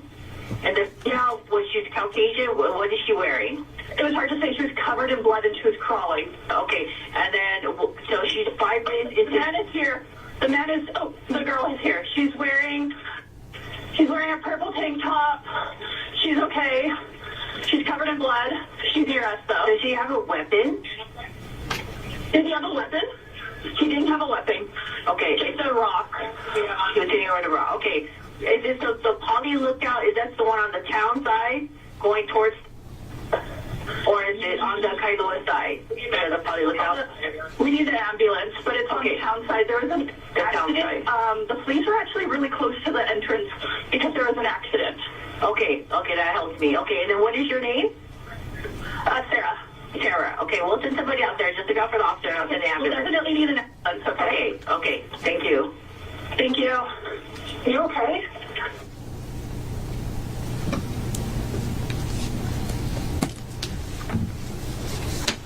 Okay. After you made that 911 call, Sarah, what did you and Amanda do next? We hiked down with Ariel. Can you describe for us what it was like hiking down that trail with Ariel? She wasn't able to walk, so she scooted down on her bum. Initially, she was behind us. At one point, she asked if she could just be in the middle because she wasn't sure if he was going to come back and attack her. So Amanda was in the front, Ariel was in the middle, I was at the end, and I was just looking around to see if he was going to come back or not. Were you able to successfully get down to the bottom of the trail? Yes. Did the defendant follow you at all? No.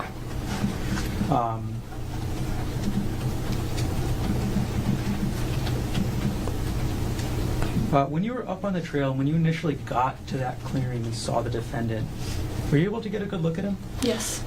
Did you make eye contact? Yes. How long did you make eye contact with the defendant for? Approximately 30 seconds. Can you describe seeing the defendant's eyes? It's like a cold, emotionless stare. How did you feel as you made eye contact with the defendant? I felt very uneasy.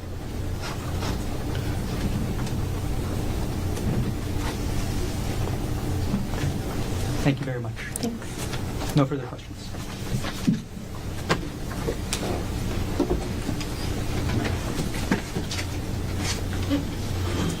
Cross-examination. Good morning, Ms. Bushbaum. Hi.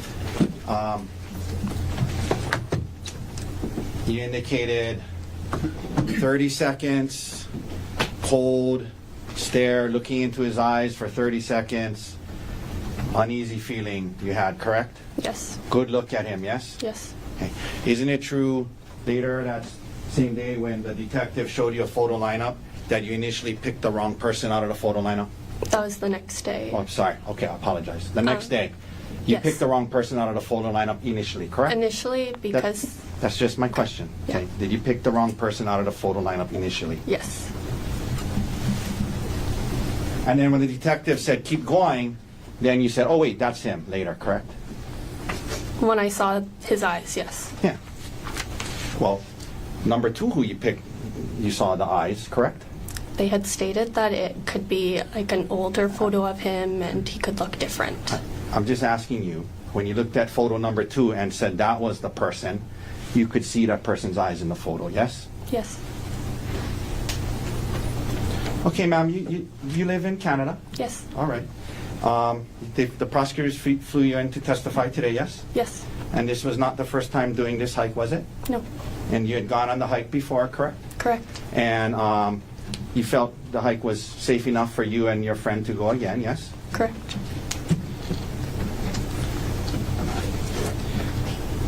I wanted to just ask you, just more out of curiosity, you indicated you started the hike at 10:24? Correct. That's pretty specific. Did you have like a...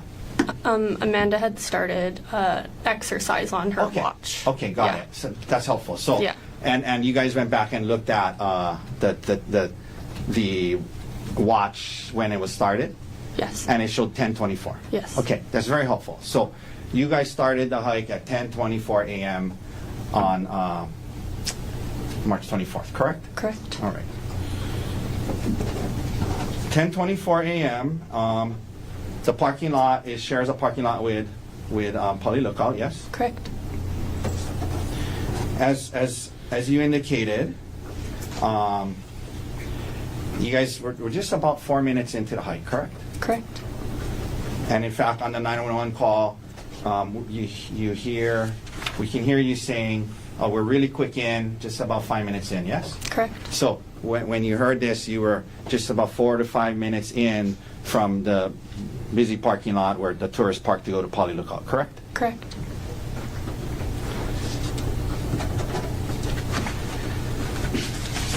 You heard the yelling, you ran towards it quickly, and when you show up, you said your friend was in front of you, Correct. but you were right behind her, yes? Yes. Okay.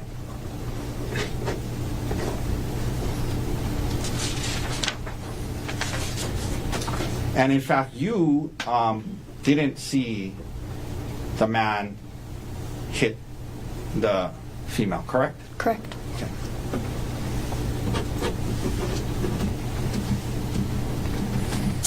Back away, and you called 911, yes? Correct. That was your voice on it? Correct. Okay.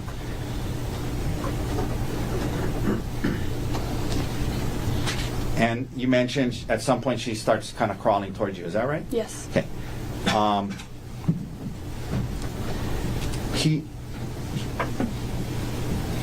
When you guys backed away and she was crawling towards you, the man that you saw, he didn't continue to, he didn't run after or attack the lady at that point, correct? No. Correct. Okay. And he wasn't aggressive towards you in any way?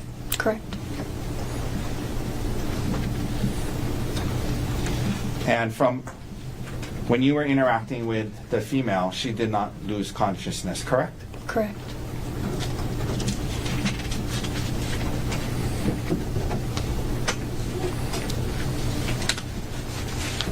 You mentioned her crawling down. At the very end, when you got towards the wall, she stood up and you guys kind of helped, and she walked towards the wall, correct?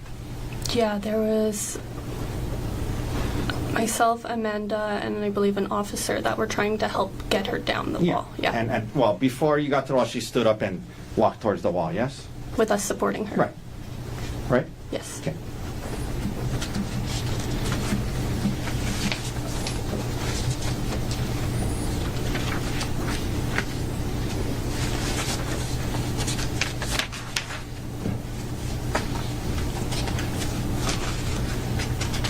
And you did not get a good look at the rock that was in his hand, correct? No, probably saw it briefly. Okay.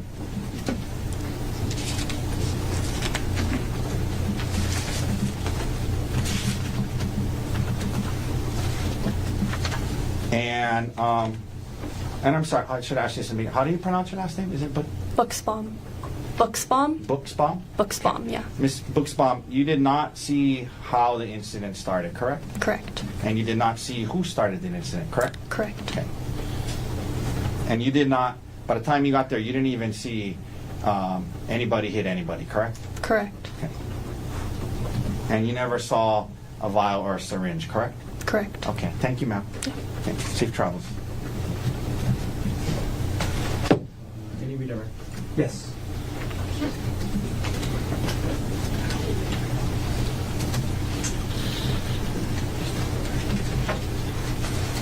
Okay. Hi, Sarah. Hi.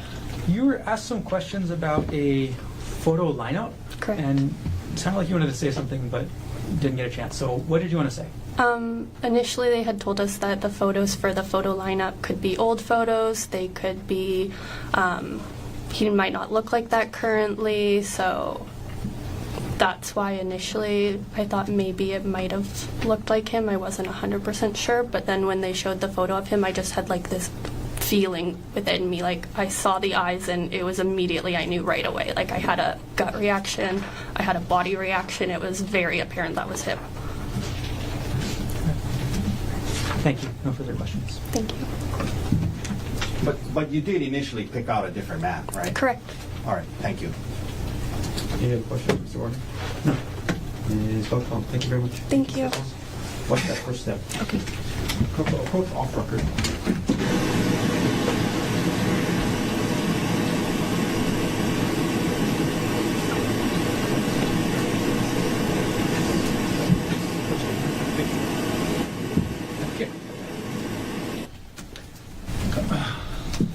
Thank you, counsel.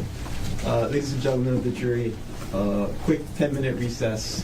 We'll come back at 11:45 and we'll have a shorter section. We'll go for the 12:30 and we'll take our normal lunch break. Leave your notebooks on the chair. All rise.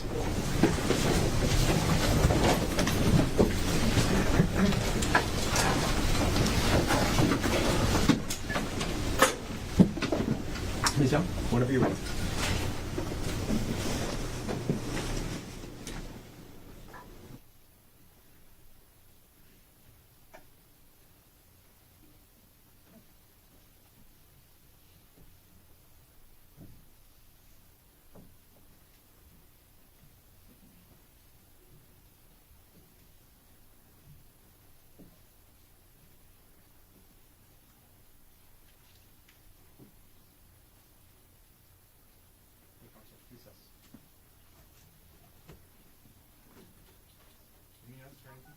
You are muted.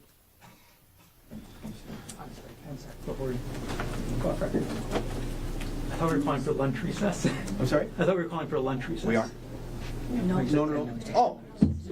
Oh. So No, because I also thought lunch. yeah, I thought lunch because I think the officers aren't coming till after. Officer should get here around noon. Oh, I'm sorry. Yeah, sorry, I misunderstood as well. Yeah, I mean, Could we just have the jury when they come back? We're gonna finish. We're gonna finish more. You want me to call the lunch recess now? Yes. I thought that. Sorry, I thought that was clear. Oh, no. I told the jury we'll come back in 10 minutes and then get to lunch. Mr. Pacar's eating already. I'm sorry for the confusion. We are moving actually pretty fast. Yeah, we're good on time. We're gonna finish because that's the only other two you have today, right? 2 more witnesses. Yeah, they're gonna be not that long. What time do you guys want to come back? 12:45. Yeah. Sorry, Oriana. Can you just tell them early lunch, come back at 12:45?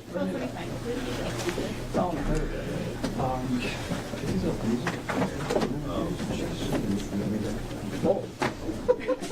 Okay. After lunch. So I made sure these were here early. I'm glad. Yeah. Yeah. I'm going to do like the old judges. Mr. Barnett. No? You going to rest? I know. Okay. That's Judge Mel tonight. Yeah. Tommy, Yes. do you want me to see if I can get any of the this afternoon? No. Okay. I figured not, but Absolutely not. Unfortunately, yeah. I appreciate it, but I hear you, but no. I could probably get Sean, but if you want to wait for him That's a tomorrow hard morning. What's that? I said I could probably try and get... If I wanted to bring more people there, I said no, because that's the only ones he told me. So we're operating on the I must be tired because, like, if we were in front of like Judge Mills, right? What? No more witnesses? What's he resting? We can do that too. When you got exhibit 1 and exhibit 3? Yeah. Okay. Thank you. So now we're on the break. No, it's so, I didn't keep track to it. So funny, you guys are only too happy for me to call the reason. Yeah, that's why we were so excited. Okay, we'll see you guys at 12:45. Yeah, have a good lunch. Thank you. I'll meet you upstairs. They basically know that they Okay, so Patricia does know. oh, they all know. Yeah. Okay. They're all. I know, because Lisa. You don't have to worry about Because it. they asked me. For you. Well, we should. I said, well. It's a hard job you got. I remember carrying the boxes. Yeah. Right. Not easier when you're the one not carrying the boxes. I'm that forward, I'm like, you guys. Yeah. Even when I don't know. But that's all there is. Testing. Are we muted? Yeah, we're muted. The recording's off. So we have I'm gonna try. in a Fuku over our office now. So I'm gonna. I see that, and he's actually watching. Tell you what. I was gonna give Jordan a bad time. Like, what? You don't have billables now? Just kidding. So Tommy, that's a nice pickup for you guys. That's a good move for him to do something different. Yeah, teach you a little bit. Yeah. What's that? No problem. I'm just giving, What I'm gonna do is tell everybody that we are on lunch recess. just gonna call. Yeah, because they know, gave them a heads up. Hey, Greg.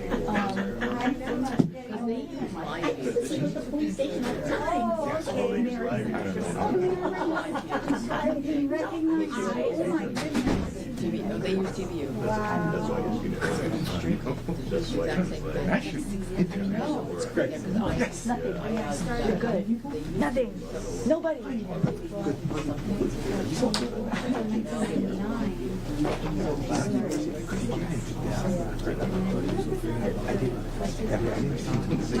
I know.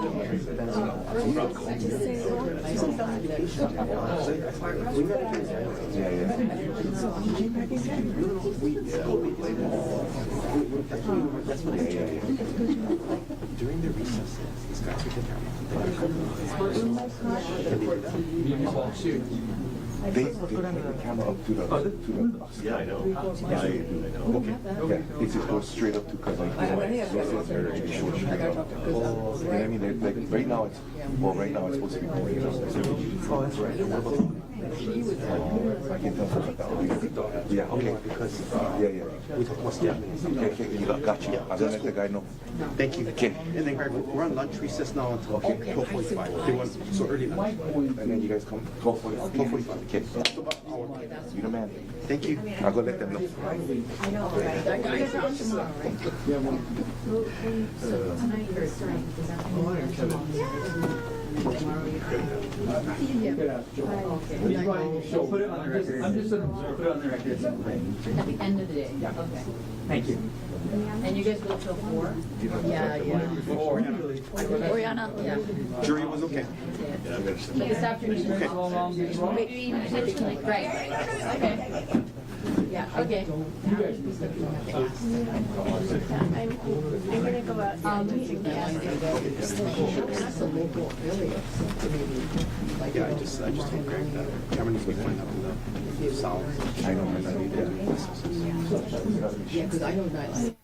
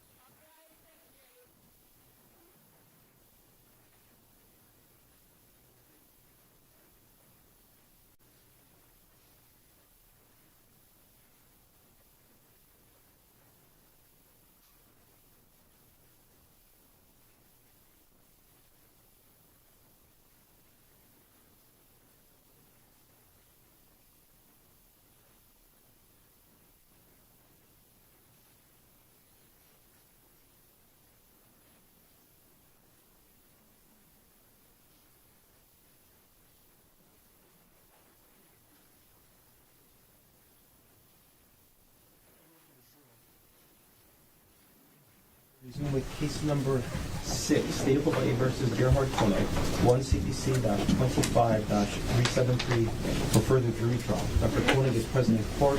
All 4 counsel of record are present. All jurors are back in the courtroom. Ladies and gentlemen of the jury, good afternoon. Welcome back to courtroom 15. I apologize for the miscommunication before our early lunch break. I misunderstood what the attorneys were telling me when I had that bench conference with them.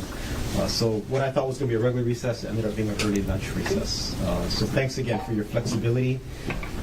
The silver lining to the early lunch is with a little bit of luck, we might end a little bit earlier than expected, which means you get an earlier start on the commute home in the back way. So there might be a silver lining to this. So thank you for your flexibility and your patience. Mr. Garner, are you ready with the state's next witness? Yes, Your Honor. The state calls William Oku III to the stand. Can you please stand? Raise your right hand. You do solemnly swear or affirm that the testimony you're about to give will be the truth, the whole truth, and nothing but the truth? I do. Have a seat.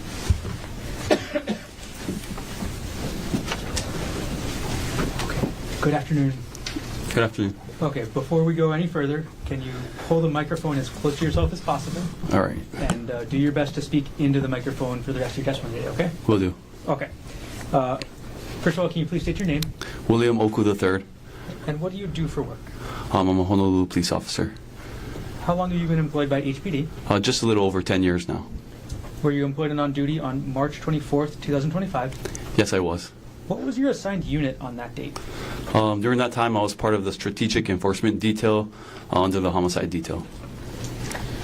On that date, were you dispatched to the Poly Lookout area? Yes, I was. And around what time did you get there? It was approximately 12:45 p.m. Is the Poly Lookout in the surrounding area in the city and county of Honolulu, state of Hawaii? Yes, it is. In general terms, can you explain what your involvement at the Poly Lookout area was on March 24th, 2025? Sure, I was assigned to canvass that area. What is canvassing? Usually in this case would be you were looking for something in that area, in layman terms. And in this case, what was the primary thing you were canvassing for? A suspect. Okay. Other than the suspect, were you canvassing for anything else? Oh, no, not at that time. Can you estimate how many people were involved in the canvassing on March 24th, 2025?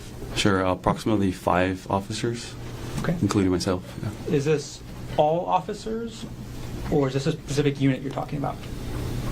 Just a specific unit, Okay, which unit had about 5 officers there? the strategic enforcement detail. Were there any other agencies present? Yes, there was. Who else was there? I believe it was DLNR and DoCare. All right, and did you prepare any diagrams as part of your work on this case? Yes, I did. Would those diagrams help explain the rest of your testimony today? Yes, it will. Gotcha. All right, I'm going to approach with what's been marked as States Exhibits 18 through 21, previously shown to defense counsel.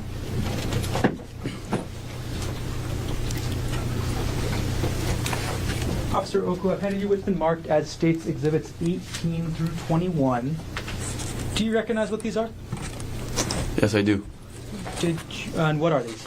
These are the diagrams that I've constructed. Say you constructed them. Did you prepare them yourself? I did. How did you prepare them? I used this hiking app that I used. I'm not too sure. I recall which one it was, though. You say it's an app. What device was it on? On my phone. Or, sorry, excuse me, it was on the computer. I can pull it up. You say it was a hiking application? Yes. What area of the island do these diagrams depict? This is the Nu'uanu Pali area. And then, are you familiar with the Nu'uanu Pali area yourself? I am. I've worked there in the Nu'uanu area in the earlier part of my career. And are you familiar with the specific areas that your diagrams depict? Yes. Do these diagrams reasonably depict the Pali Lookout area and the Palipuka Trail area on March 24, 2025? That's correct. At this point, the state moves Exhibits 18 through 21 into evidence. Still talking. No objection. What has been marked for identification as States Exhibits 18 through 21 inclusive will be received into evidence. All right, Officer, you can put those diagrams down for now. I'm going to have anything you do be on the big screen next to you, and then if you can see there's a pointer to your right, as I ask you to demonstrate, if you could use that, please. Okay. And ladies and gentlemen of the jury, while Mr. Garner is publishing the diagrams, and the exhibits, I should tell you, whatever exhibits are published here in the courtroom, this is not the only time that you get to see them. They will be made available for you. In fact, they'll go into the jury deliberation room with you so you can review them during your deliberations. So this is not the only time that you get to see these exhibits. Please proceed. Thank you. Okay, I'm going to publish State's Exhibit 18 right now. Okay. Officer Oku, could you explain, or could you orient us to this diagram? Yeah. And if you can step down, if you do step down, could you keep your voice up? For sure.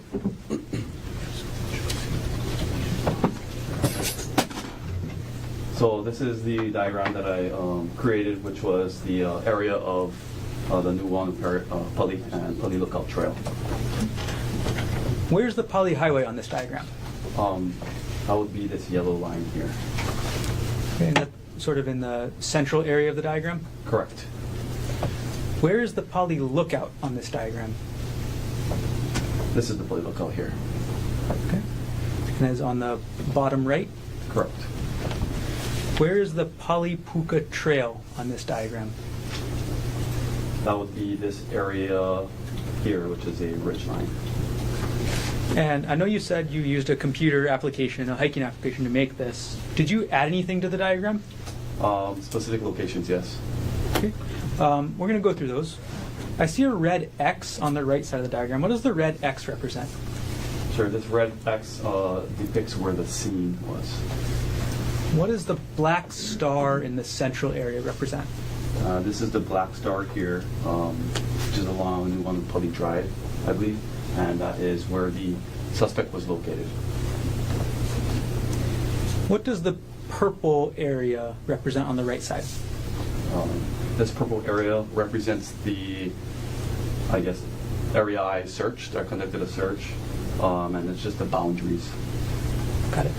Okay, I'm going to keep you standing there.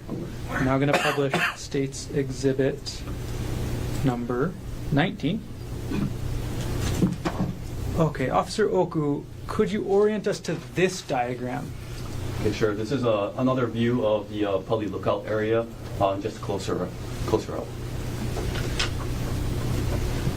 I see a shaded gray area at the bottom, on the bottom middle right. What is that? This here. This is the parking lot of the Pali Lookout. Also, there's a bunch of these horizontal lines on the map. What are those? These lines here? Yes. These are our what they call contour lines, and in a topography map, it represents the, I guess, elevation gain, or if the lines are closer together, it represents that the terrain is steeper. If it's further apart, the terrain is usually flat. And in a topography map, it usually just indicates the slopeness of the terrain. How many vertical feet of elevation are between each line in this diagram? Approximately. Just foundational objection. State. Do you know the amount of vertical feet that are between each line? About 40 feet. Well, it's the same objection. I mean, it's just a lack of foundation in terms of who made this map, where that hearsay information is. Sustain. Foundation, please. Officer Oak, are you familiar with topographical maps? I am. How do you become familiar with them? I use it while I hike. Sorry? I hike and I use it while I hike. And are you able to determine the elevation difference between each line of the map? Yes. How would you do that? Usually it goes by about 40 feet. Okay. I'm going to go back. Can we approach? Sure, come on.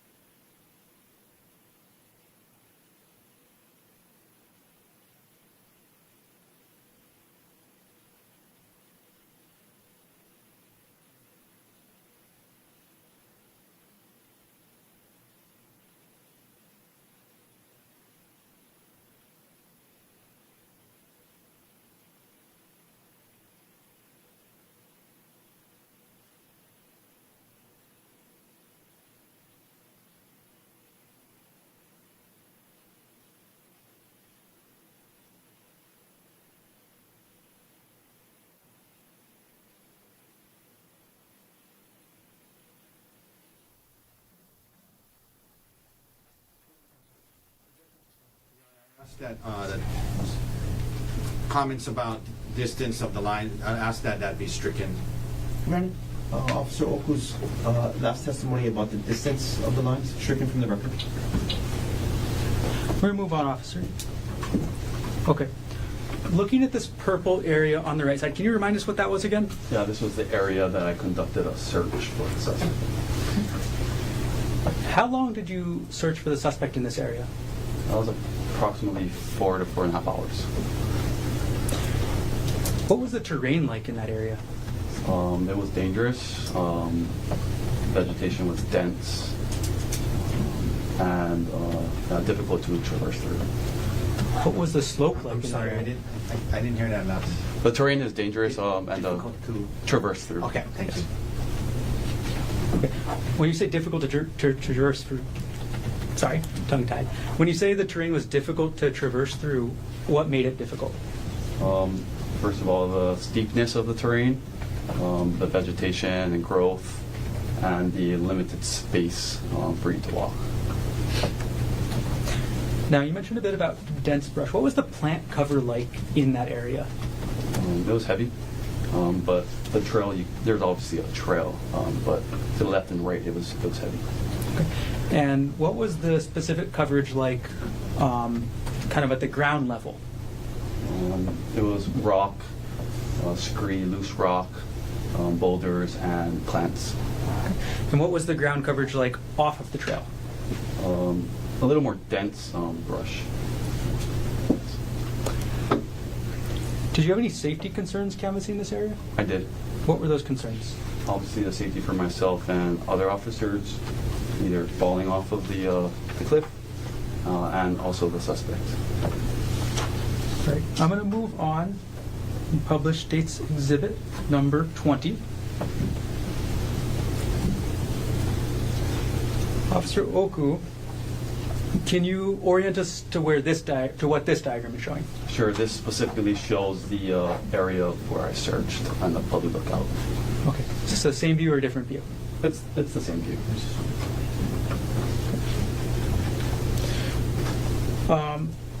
Now, I see the purple area goes above the red star. Can you remind us one more time what the red X is? Yeah, the red X is the scene. Okay. And the purple area, it appears to go far above that on the map? That's correct. What was the terrain like above the scene? It became increasingly more dangerous, a little more narrow, and exposed.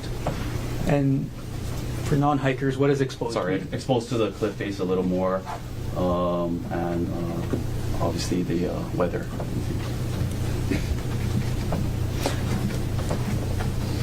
What was the terrain like an area on the left side of this diagram, on the town side? The town side, there was a slight decline going down into a heavily forested area. And what was the... Okay, moving on. Last diagram. Publishing State's Exhibit 21. All right. What does this diagram depict? This is an over-the-top view, like a bird's eye view of the Pali Highway and the Pali Nuuanu area. Okay. And you mentioned Nuuanu Pali Road. What is that? This is the access road that you can access the lookout to. Okay. All right, I'm sorry, I got to go back just a little bit to State's Exhibit 19.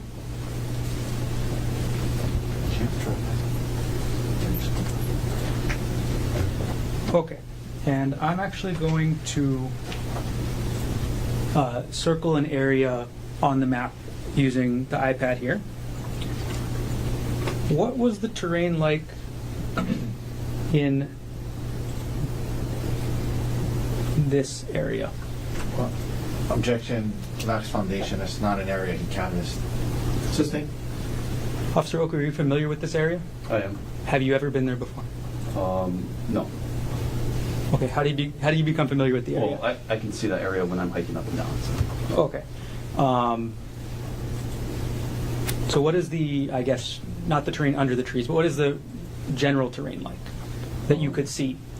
It's a mountainside with canvas trees and brush. Okay. All right, you can have a seat.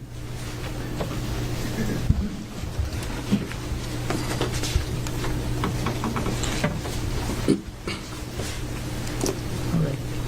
Officer Oku, did you find the suspect while canvassing for 4.5 hours? He was located, yes. I'm sorry. He Did was- you find the suspect? No, I didn't find the suspect. Did you find any additional evidence while canvassing? No. Okay, so did you find any syringes? No. Did you find a cell phone? No. Did you find a wallet, No. a purse, No. any vials? No. Thank you for your question, or thank you for your answers.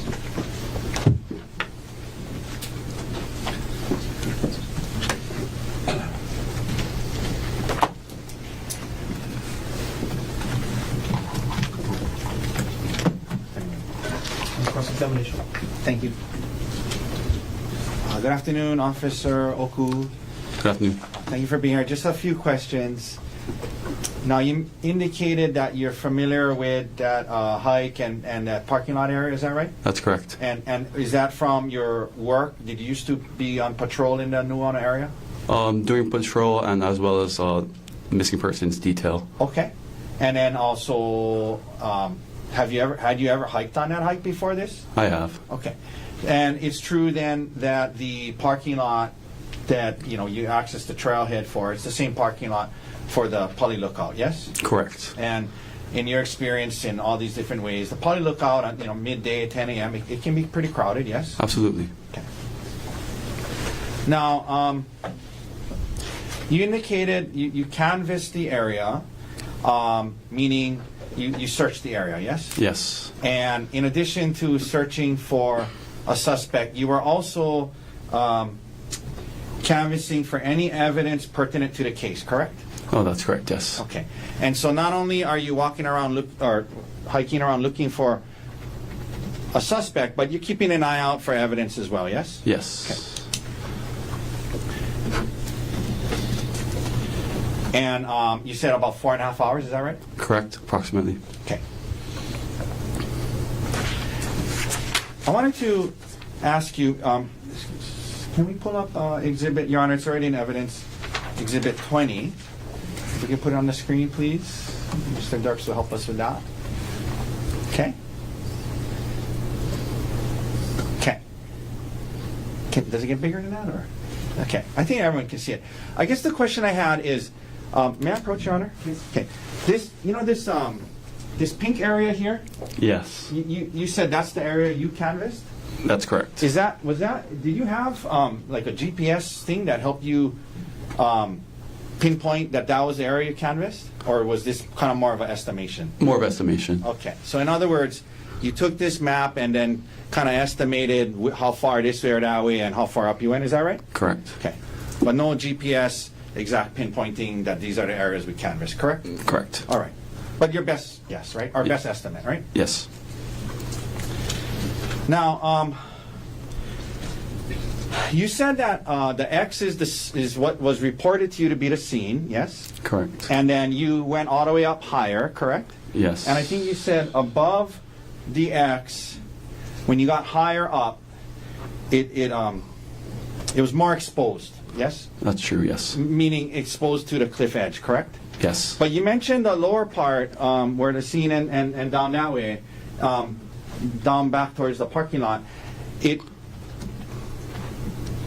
there was heavy vegetation, you mentioned, yes? Yes. Okay. I think you mentioned the vegetation was dense, right? That's correct. And on the left and the right of the trail, the vegetation was heavy, but there was a trail, yes? Yes. Okay.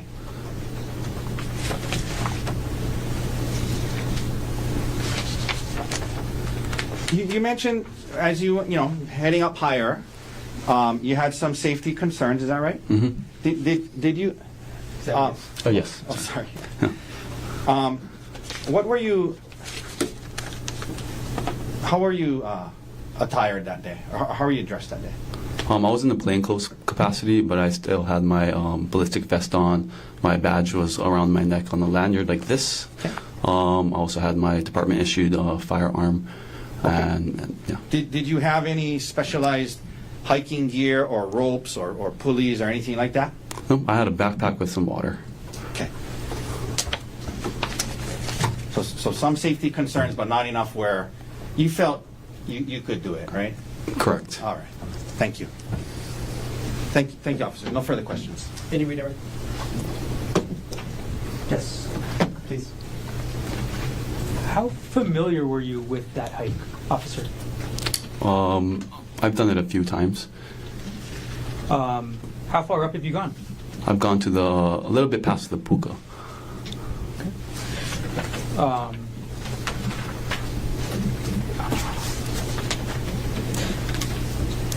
Since we've asked about your experience, I'll ask this. In your experience, what level of danger is this trail? Well, objection vague. In your experience, how dangerous is this trail? Same objection. It could be very dangerous. Now, you were asked about the scene and about the brush at the area near the scene. Is there any exposure at the scene that you saw in there? Yes, there is. What exposure is there at the scene? There is the cliff to the right. And I know you were asked about the estimating the area you searched. Were you able to search the bottom of the cliff yourself? I attempted to. How so? I went on to the Kaneohe side, and I believe that's the golf course area, to see if I could get to the base of the cliff. But due to the, I guess, daylight and the accessibility, it wasn't possible. And you were asked something and brought up the missing persons detail. What was your experience in that area for the missing persons detail? I've had a few cases where there were missing persons located at the bottom of the Pali Lookout. Understood. Okay. Thank you. No further questions.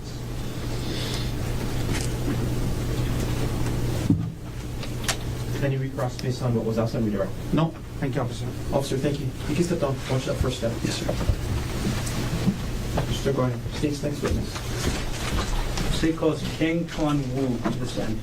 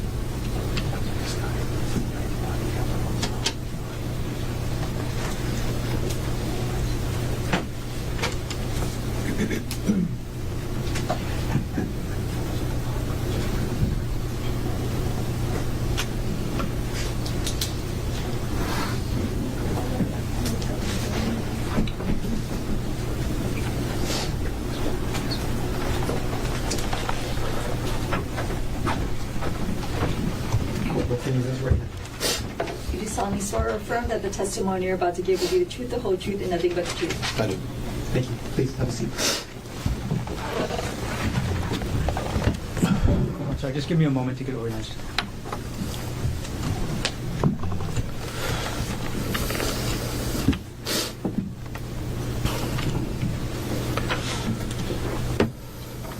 Hi, good afternoon. Good afternoon. Before I ask you any other questions, can I ask you to pull the microphone as close to your mouth as possible? Okay. And as much as possible, speak directly into the microphone for the rest of the day, okay? Okay. Thank you. First of all, can we start with your name? Kang Chuan Wu, And what is your occupation? police officer, And how long have you been employed, or which department? Honolulu Police Department. How long have you been employed by HPD? Almost 22 years. Were you employed and on duty on March 24th, 2025 at around 10:30 a.m.? Yes, I was. On that date and time, where were you dispatched to? I was dispatched to the Pali Lookout. Is that in the city and county of Honolulu, state of Hawaii? Yes, it is. When you got to the Pali Lookout, what did you do? I met with other officers that were on scene, We gathered information. When you say we gathered information, what does that mean? We met with 2 witnesses, the complainant. Is that 2 witnesses including the complainant, or 2 witnesses and a complainant. Okay, so 3 people total. Correct. And when you say gathering information, is that just speaking to them? At that point, yes. Okay. Why do you want to gather information when you get to the scene right away? So we know what's going on, what happened, if we're looking for somebody. Does quickly gathering information from witnesses at the scene help or hurt any investigation? That helps the investigation. Other than the 2 witnesses and the complainant, was there anybody else there at the scene? There was. Who was that? There was a bystander who was giving the complainant first aid. All right, so once you get to the poly lookout and you got to handle what was happening, where did you go? Myself and Corporal Bulagai went up the trail to attempt to locate the suspect and the scene. Which trail did you go up? The Pali-Puka Trail. And were you wearing a body-worn camera on March 24, 2025? I was. Was it activated as you arrived to the scene? Yes. Was it activated as you went up the Pali-Puka Trail? It was. And was it turned on the whole way you went up the trail? Yes. I'm going to approach now with what's been marked as State's Exhibit 4, previously shown to defense.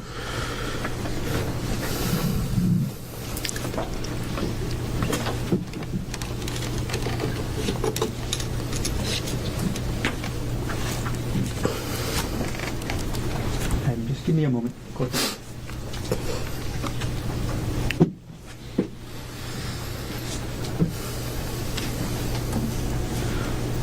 Okay, Corporal, do you recognize what this is? Or what I've just handed you? Yes. What is that? It's a DVD. Before testifying today, did you review what's on that disc? I did. Okay. And after reviewing, what did you do to the disc? I signed it and date and timed the disc. Is the video on this disc a fair and accurate depiction of what you observed on March 24th, 2025? It is. At this point, we'll move to enter State's Exhibit 4 into evidence. No objection, subject to what we discussed off the record. Understood. So what has been marked for identification as State's Exhibit 4 we received into evidence?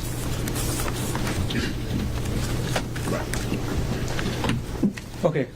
I'm going to publish now what's been marked as State's Exhibit 4.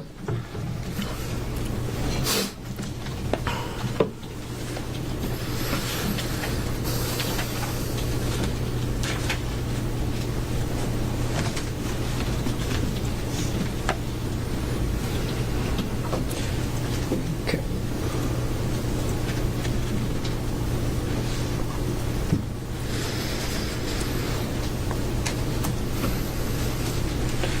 All right, publishing now what's been marked as State's Exhibit 4.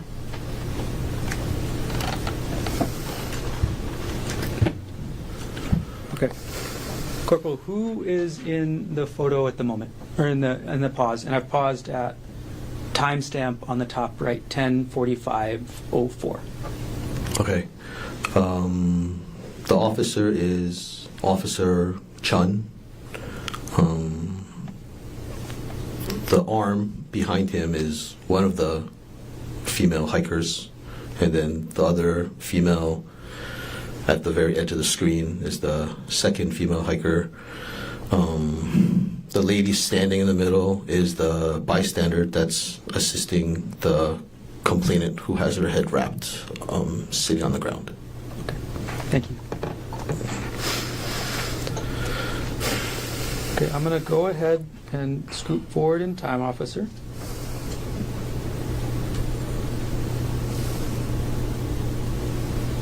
Okay, and I'm going to pause here at timestamp 10:46:22. I'm going to play for a few seconds and pause again.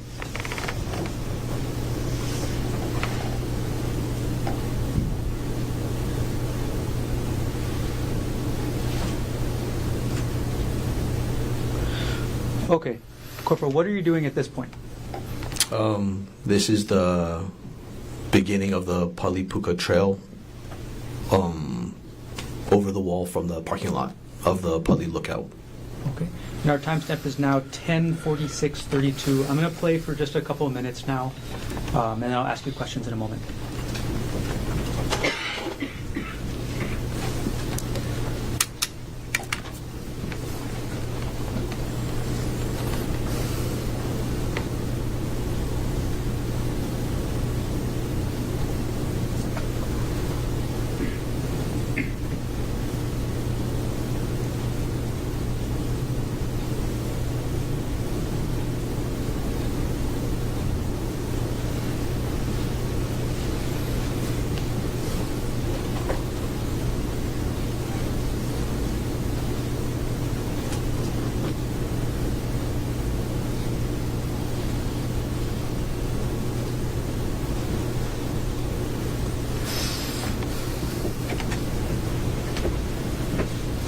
I'm going to pause now at 10:47:22. Corporal, how steep is this area?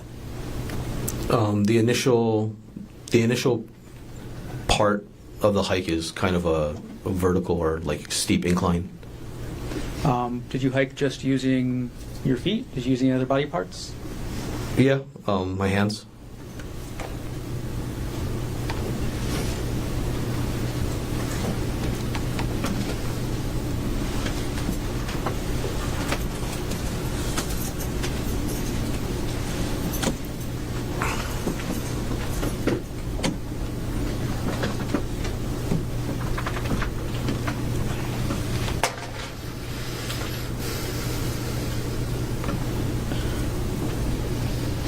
Corporal, I'm going to pause here. 10:47:51. Kind of a strange question. What were you wearing that day? I'm wearing basically what I'm wearing right now, my Class A standard patrol uniform. Okay. Did you have any gear with you? Just my duty belt, my bulletproof vest. That's it. How much does the duty belt weigh? Altogether, the equipment is probably close to 20 pounds. Okay. Thanks for clarifying. All right, we're going to play again at 10:47:51.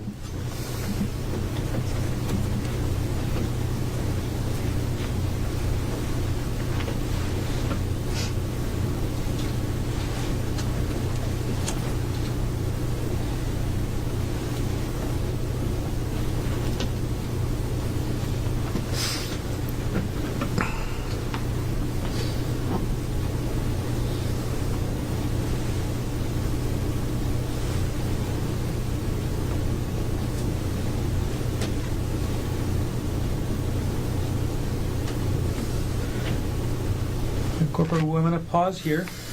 10:48:29. Have you reached the top yet?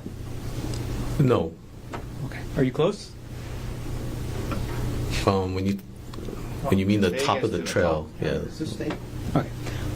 We'll play the exhibit. Starting again at 10:48:29.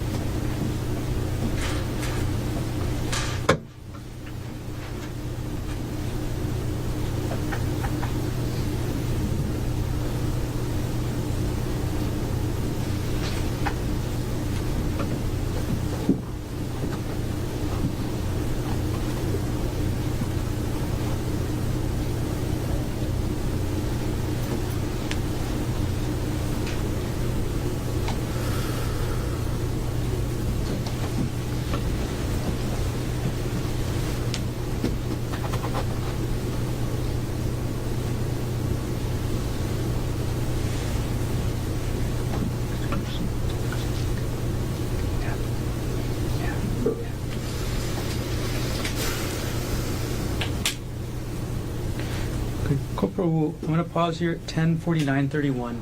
A couple of seconds ago in the video, we saw you pausing. What were you doing then?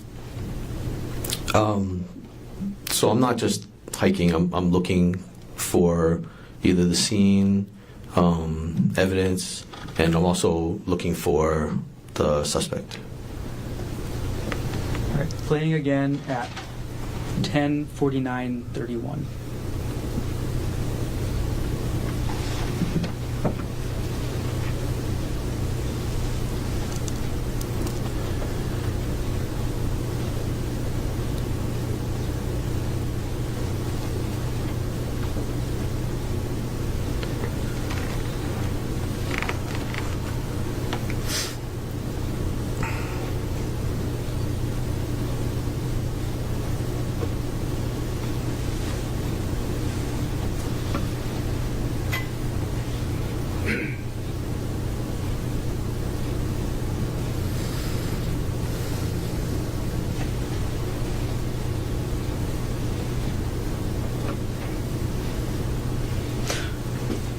I've now paused at 10:50:16. What part of the trail are you seeing here? I believe this is the first part of the edge of the mountain that I arrived to. Okay. And can you orient us from this screen, which side is windward side, which side is town? Okay. To the left is town, and then to the right, where the edge is Kaneohe, or windward. Playing at 10:50:16.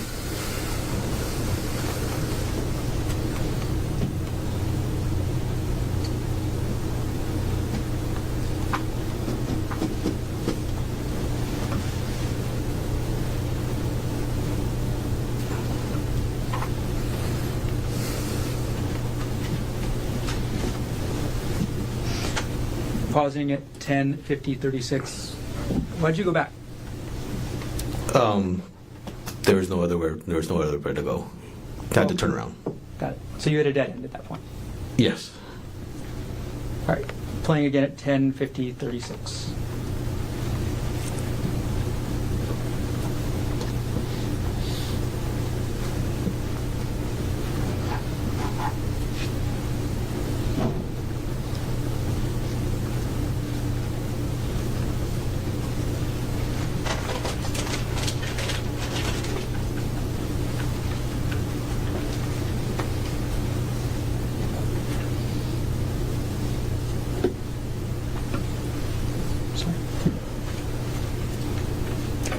Corporal, pausing at 10:51:08. What section did you just go through there? It's just a little bit further up from that first opening.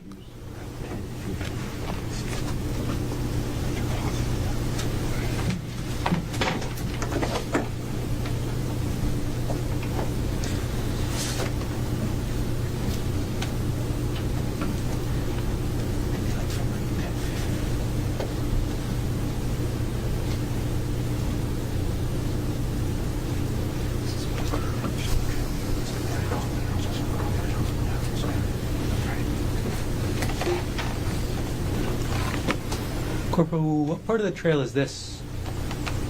What timestamp? Oh, I'm sorry. Timestamp 10:51:37. It's just a little bit further up from that last opening, and then I can't really tell if the item is in the trail yet or not. Okay. I will play at 10:51:37. If you ever want me to stop, just please say stop, okay? Okay.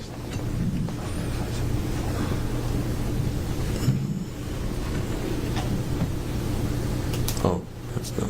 Oz, what is this? This is the complainant's sweater that was on the hiking trail. Okay. What timestamp?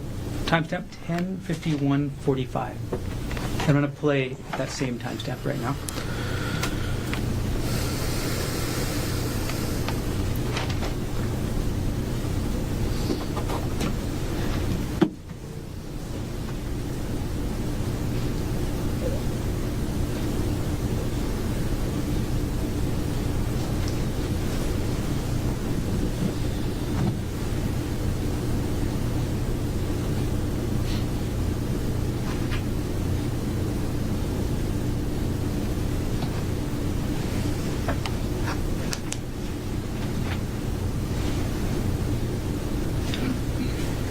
Corporal, what are we looking at right now? That would be the Kaneohe, the windward side of the island. Okay. And if you could, Sorry, timestamp again. sorry, 10:52:21. Okay. I'm going to play again at the same timestamp.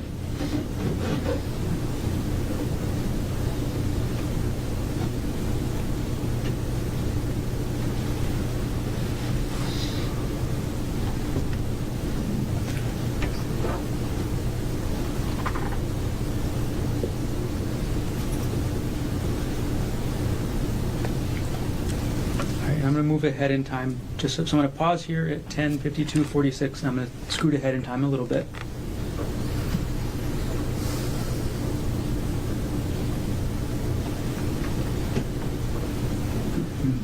Okay, Corporal, this is now at 10:53:26.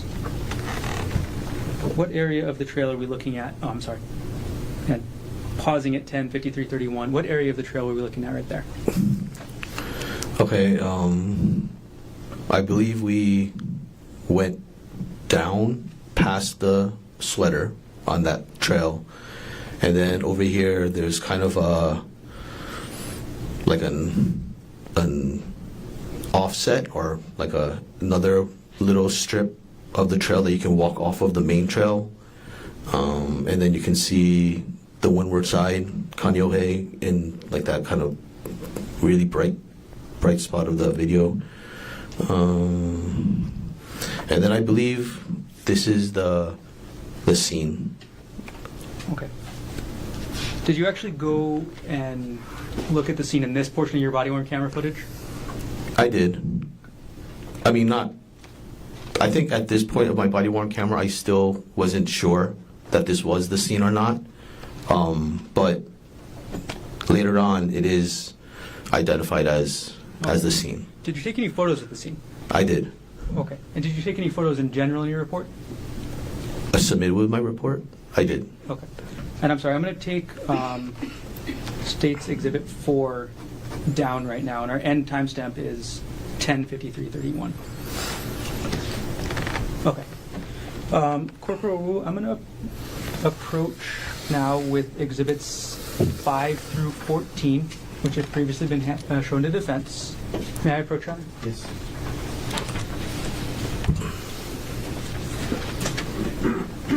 Corporal, I've handed you what's been marked as State's Exhibits 5 through 14. Can you take a look through all those for me, and then when you're done, look up?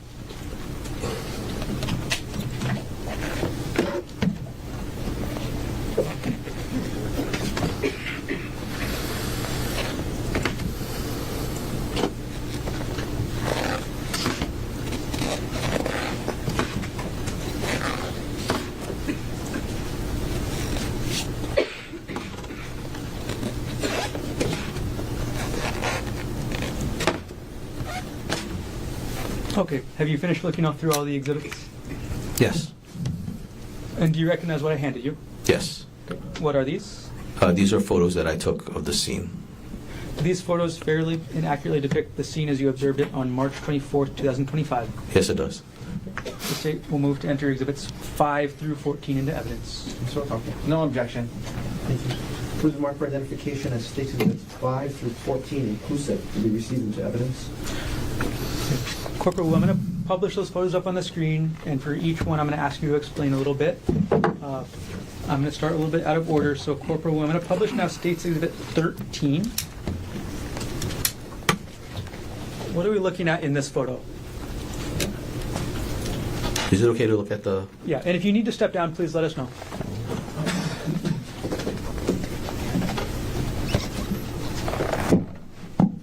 Okay. That is a photo of where they intended to take a selfie from the ledge. Objection. Lacks foundation, calls for speculation, hearsay. To that, sustained. So we're going to strike the last answer. Just physically, what is in the photo? It's the trail, or the edge of the trail, of that one kind of side trail off of the main. Oh, this is the side trail you were just mentioning a minute ago? From yes. Okay. And this is a still photograph of that? Yes. Okay. Publishing State's Exhibit 5 now. What is this photo of? This is a rock that I found in the area, in the brush. Okay. What area of the brush? The location of the incident. Publishing State's... sorry. Where... I'll move to strike that last answer. Granted. Okay. So, sorry, officer, when I'm asking where did you find that? Where in relation to the trail? Oh, it was just to the... If you're looking from that first photograph, it would be to the left. Okay. So I'm actually going to publish now 2 exhibits. I'm going to publish State's Exhibit 13 as along with State's Exhibit 5. Okay, so State's Exhibit 13 and State's Exhibit 5 are up on the board next to each other. Can you describe how they relate to each other? The close-up of the rock is in this larger photograph, and it should be in that left portion. You see where it's like where people walk that trail. It should be in that left.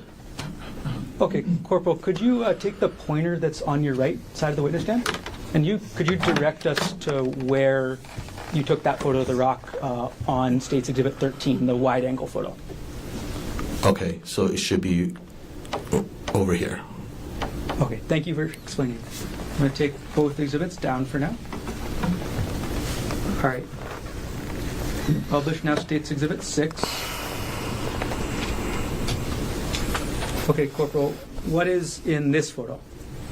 So I moved the rock from in the brush and I moved it onto the trail. Okay. I'm now publishing State's Exhibit 7. What does this photo show? It's a close-up of the previous photo.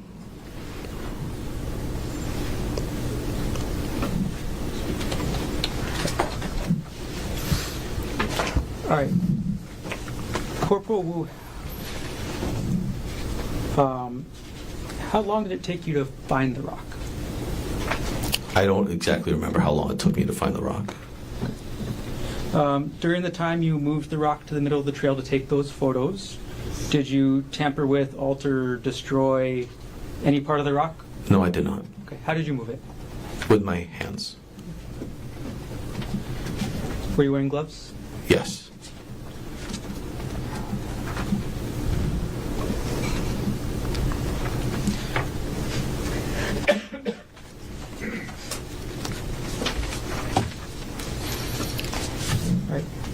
Corporal, how far up the trail did you go on March 24, 2025? I went about 6 minutes up the trail. Were you able to locate the suspect on that date? I was not. Did you try to find the suspect? I did. How did you try and find him? I tried to look for him, see if I could see him hiding anywhere. I also called out his name. Approximately how many times did you call out his name?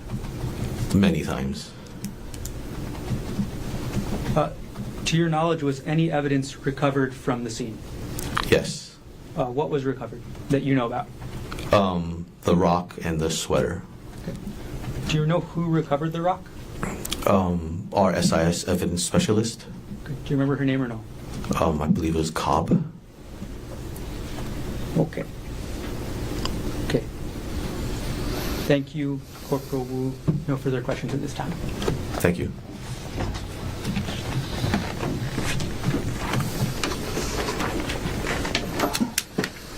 Cross-examination. Thank you, Your Honor. Good afternoon, sir. Good afternoon. So you're a corporal? Correct. Okay, Corporal Wu. I have a few questions for you today. Thank you. Is that your patrol area? It is. And Poly Lookout parking lot is in your patrol area? Correct. Okay. So you're familiar with the parking lot and on 10 a.m., 10:30 a.m. on a day like this, you've been there before? More than likely, yeah. And in your experience on patrol in that area, that parking lot is typically pretty crowded, yes? Depending. Yeah, but there's tour buses and cars and tourists that go to the Poly Lookout, yes? Yes. Okay.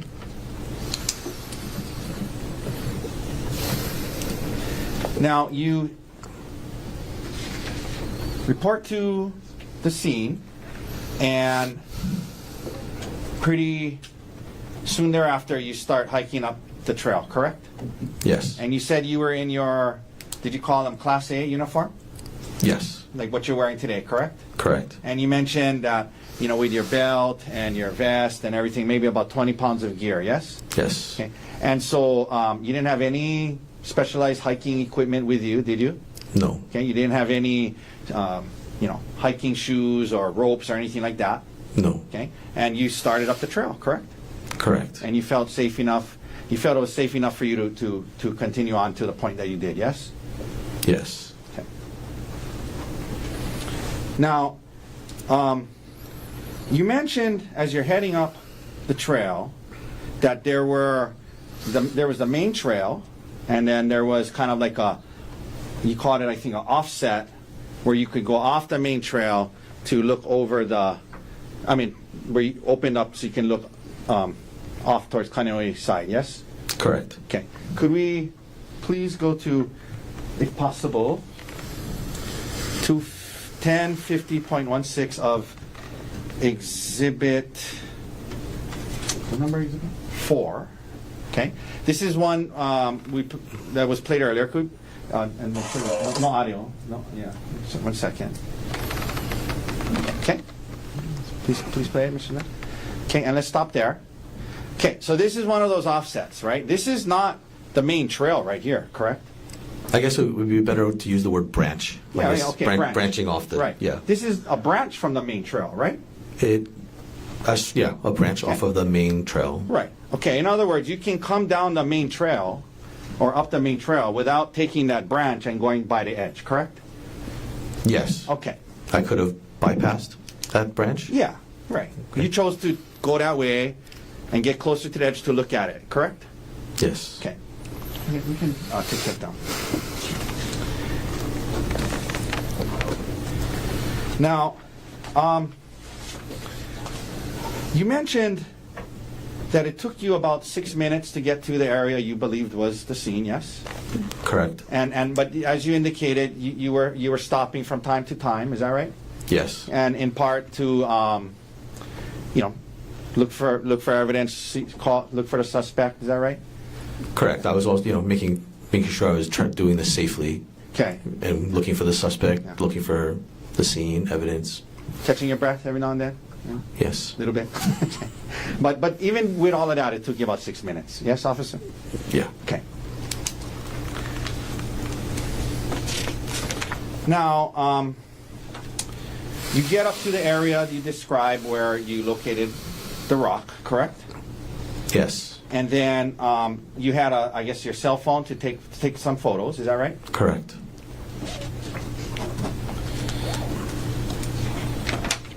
And the rock was on the side there, and you took it out with gloves and put it down and photographed it, yes? Yes. Okay.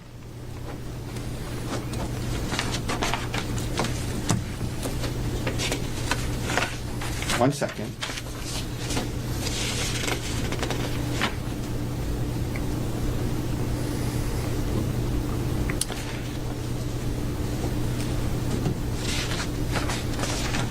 You mentioned, and we saw it on the video, there was a sweater on the ground, yes? Correct. And that was on, I guess, on the main trail, correct? Correct. All right.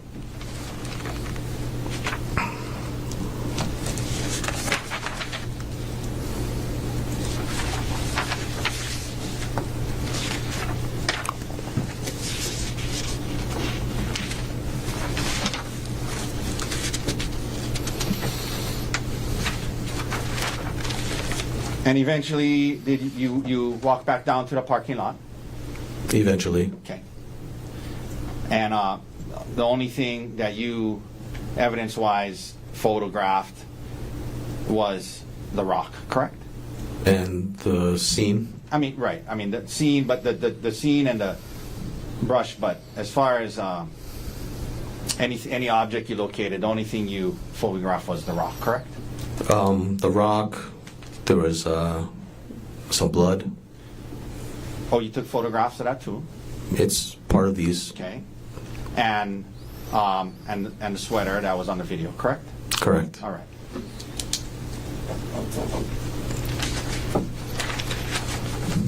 That's all the questions I have for you.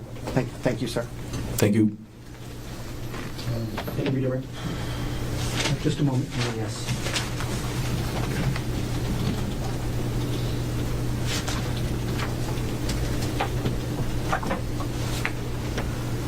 Corporal, you were just asked about, or you just talked about the blood you took a photograph of. Could you pull that exhibit and tell me what number is on the back?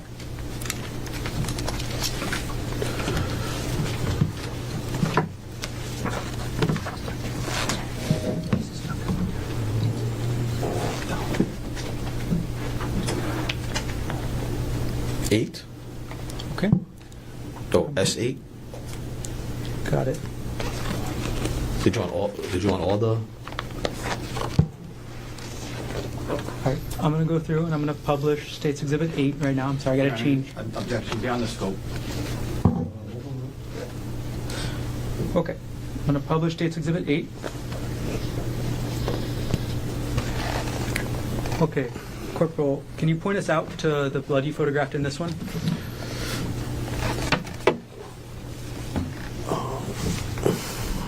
Right there, there's a small drip of blood on that piece of wood. Okay, and I'm going to zoom in.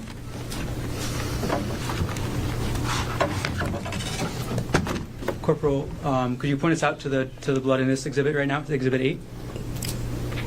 Right there. Okay, and you're directing the pointer towards the center of the screen at this point. Did you take any other photos of blood? Yes.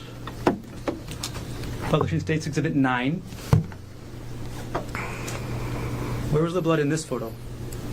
There's actually two. So there's this area of blood and also that area of blood. Okay, and you now directed the pointer towards the center of the screen and the center left of the screen for State's Exhibit 9. Okay. Corporal Wu, I'm going to publish this State's Exhibit alongside State's Exhibit 13.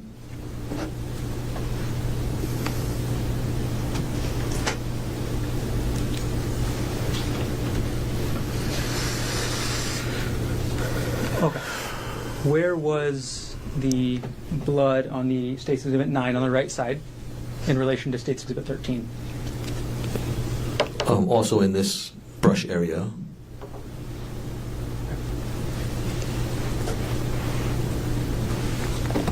Did we miss any other photos of blood that you took, Corporal?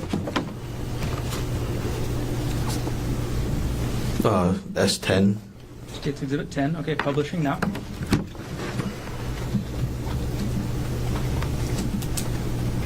Okay, publish now State's Exhibit 10. Can you point us out to the blood on this exhibit? You can see the blood on the leaves and then the branch. Okay, and for the record, you're directing the pointer to the center of the screen. Correct. I'm going to publish now alongside State's Exhibit 10 with State's Exhibit 13. Could you orient us to where these two are together? State's Exhibit 10 and 13. I believe this should also be along the branch of the trail, not necessarily like inside that brushy area. Okay.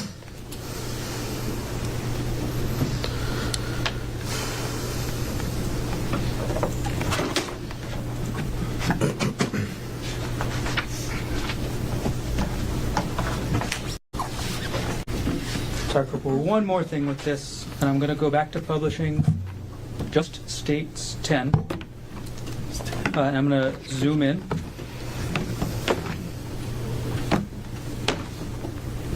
Okay, can you point us out to the blood you photographed now? Here on the leaf, kind of like the branch or maybe bamboo shoot. The leaves over here. I think that's it. Okay. I think that's a dried leaf. And that's the general center and left area of this photo, is that fair? Correct. All right, Corporal, thank you very much. Brief follow-up, Your Honor. Could we publish Exhibit 13, please?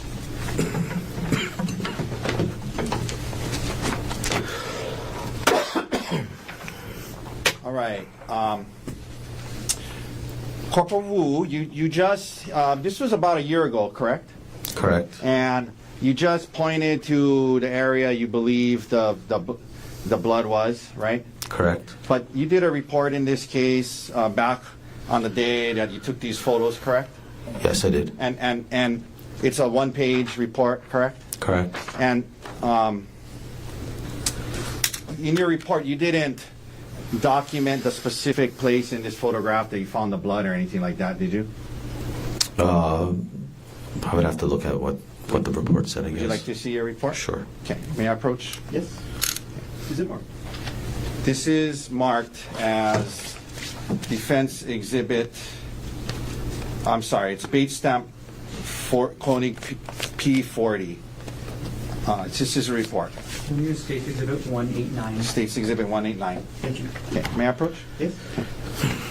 Take a look at it and read it to yourself and let me know when you're ready.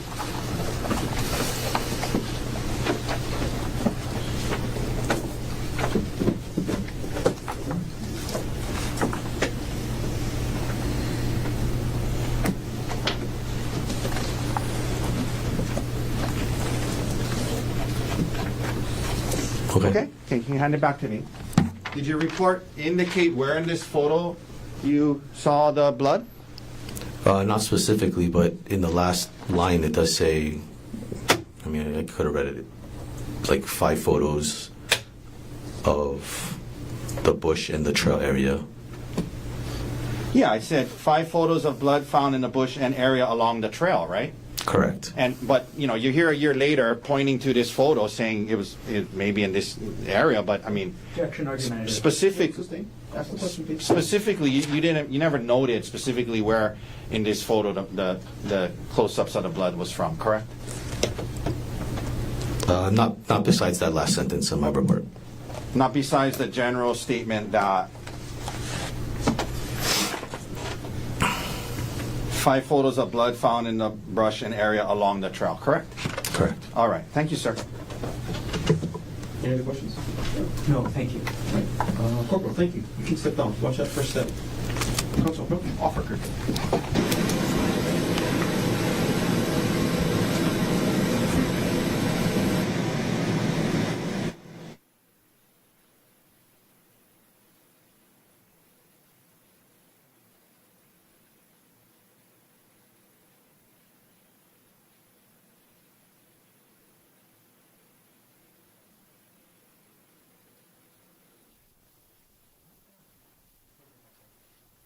So, ladies and gentlemen, I'm going to release you for the day.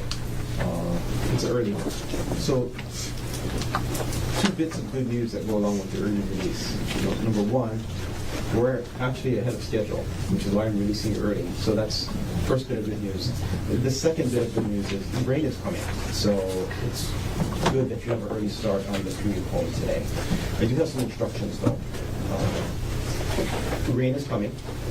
We don't expect it to be like it was last week, Friday. I didn't get any word about suspending court operations. So we are planning to be here tomorrow, continue on with trial. I'm going to have your report back at 9:30. But because we're sensitive to the weather now, I would ask you to keep watching the news. And if there's any reports about government closures, if you have any questions, call us in the morning. We'll let you know. But I'm anticipating we're going to continue on. We're going to be wet on the commute. But I'm anticipating and expecting with court tomorrow coming back at 9:30. I have a couple of things I need to finish up on my morning calendar. We'll start up at 9:30. A couple of things to keep in mind though. Between now and when you come back at 9:30 tomorrow, remember those 3 rules. You know there's a camera, there's news, there's media about this case. Don't watch any of it. Don't try to look up the case. Okay? Don't talk to anybody about this case. Keep an open mind. Again, do not try to learn about this case outside of the courtroom. Okay? You have to resist the temptation. I know there's news. Don't watch it. Okay? Again, you must decide the case based on the evidence presented here in court. Leave your notebooks on the chair. They'll be waiting for you when you come back tomorrow morning. Okay, all of you have a safe drive home tonight. Have a good night. Safe drive back to court tomorrow. I'll see you at 9:30. All rise.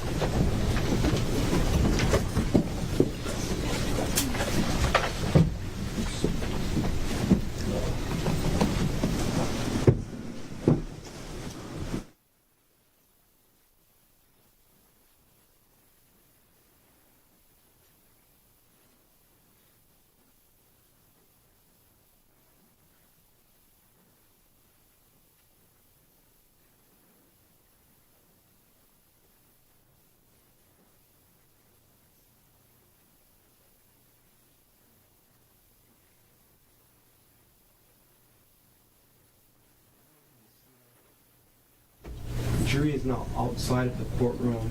Mr. Garner, anything you want to take up on record on behalf of the state? On record, not at this moment. Mr. Otake, anything you want to take up on record on behalf of Dr. Konig? Two things briefly. So I know I indicated on the record in front of the jury that the body cam exhibit was subject to our agreement, which I didn't want to state in front of the jury, but the agreement is the state is going to swap it out with the same body cam but just without audio for the reasons we discussed. So number one, that should happen. So let me take care of that. Thank you. And thanks for reminding me, Mr. Otake. So Mr. Garner, State's Exhibit S4 is in evidence right now. Yes. I will ask that you prepare a modified exhibit that doesn't have the audio track. Show it to either Mr. Otake or Mr. Dirks tomorrow. And if they approve, what we'll do is we'll substitute that new video without audio as S4, and we'll give you back the one with the audio track. Acceptable? Yes, thank you. Your next issue. Question. Yes. Sorry, I do have a clarifying question. The officer did sign and date that disc. Could I have the audio redacted one just put on the same disc? Is that acceptable? What happened to the original track? Sorry, the original track is on the disc that was admitted. So would there be both on there? No, I want to, what I'm suggesting is, I need to think about this for a moment before I. Do you have any objections to the state retrieving S4 and replacing the track with one without audio on that disc? If it can be done? No, so long as you can also delete the one with audio. Yeah, absolutely. Yeah. Okay, that's fine. Try to take care of that. Yeah. Take a look at it tomorrow. We will. And if we need to deal with it again, happy to do so. Thank you. Yes, And then the Madam only Chair. second thing is, on the record for witnesses for tomorrow.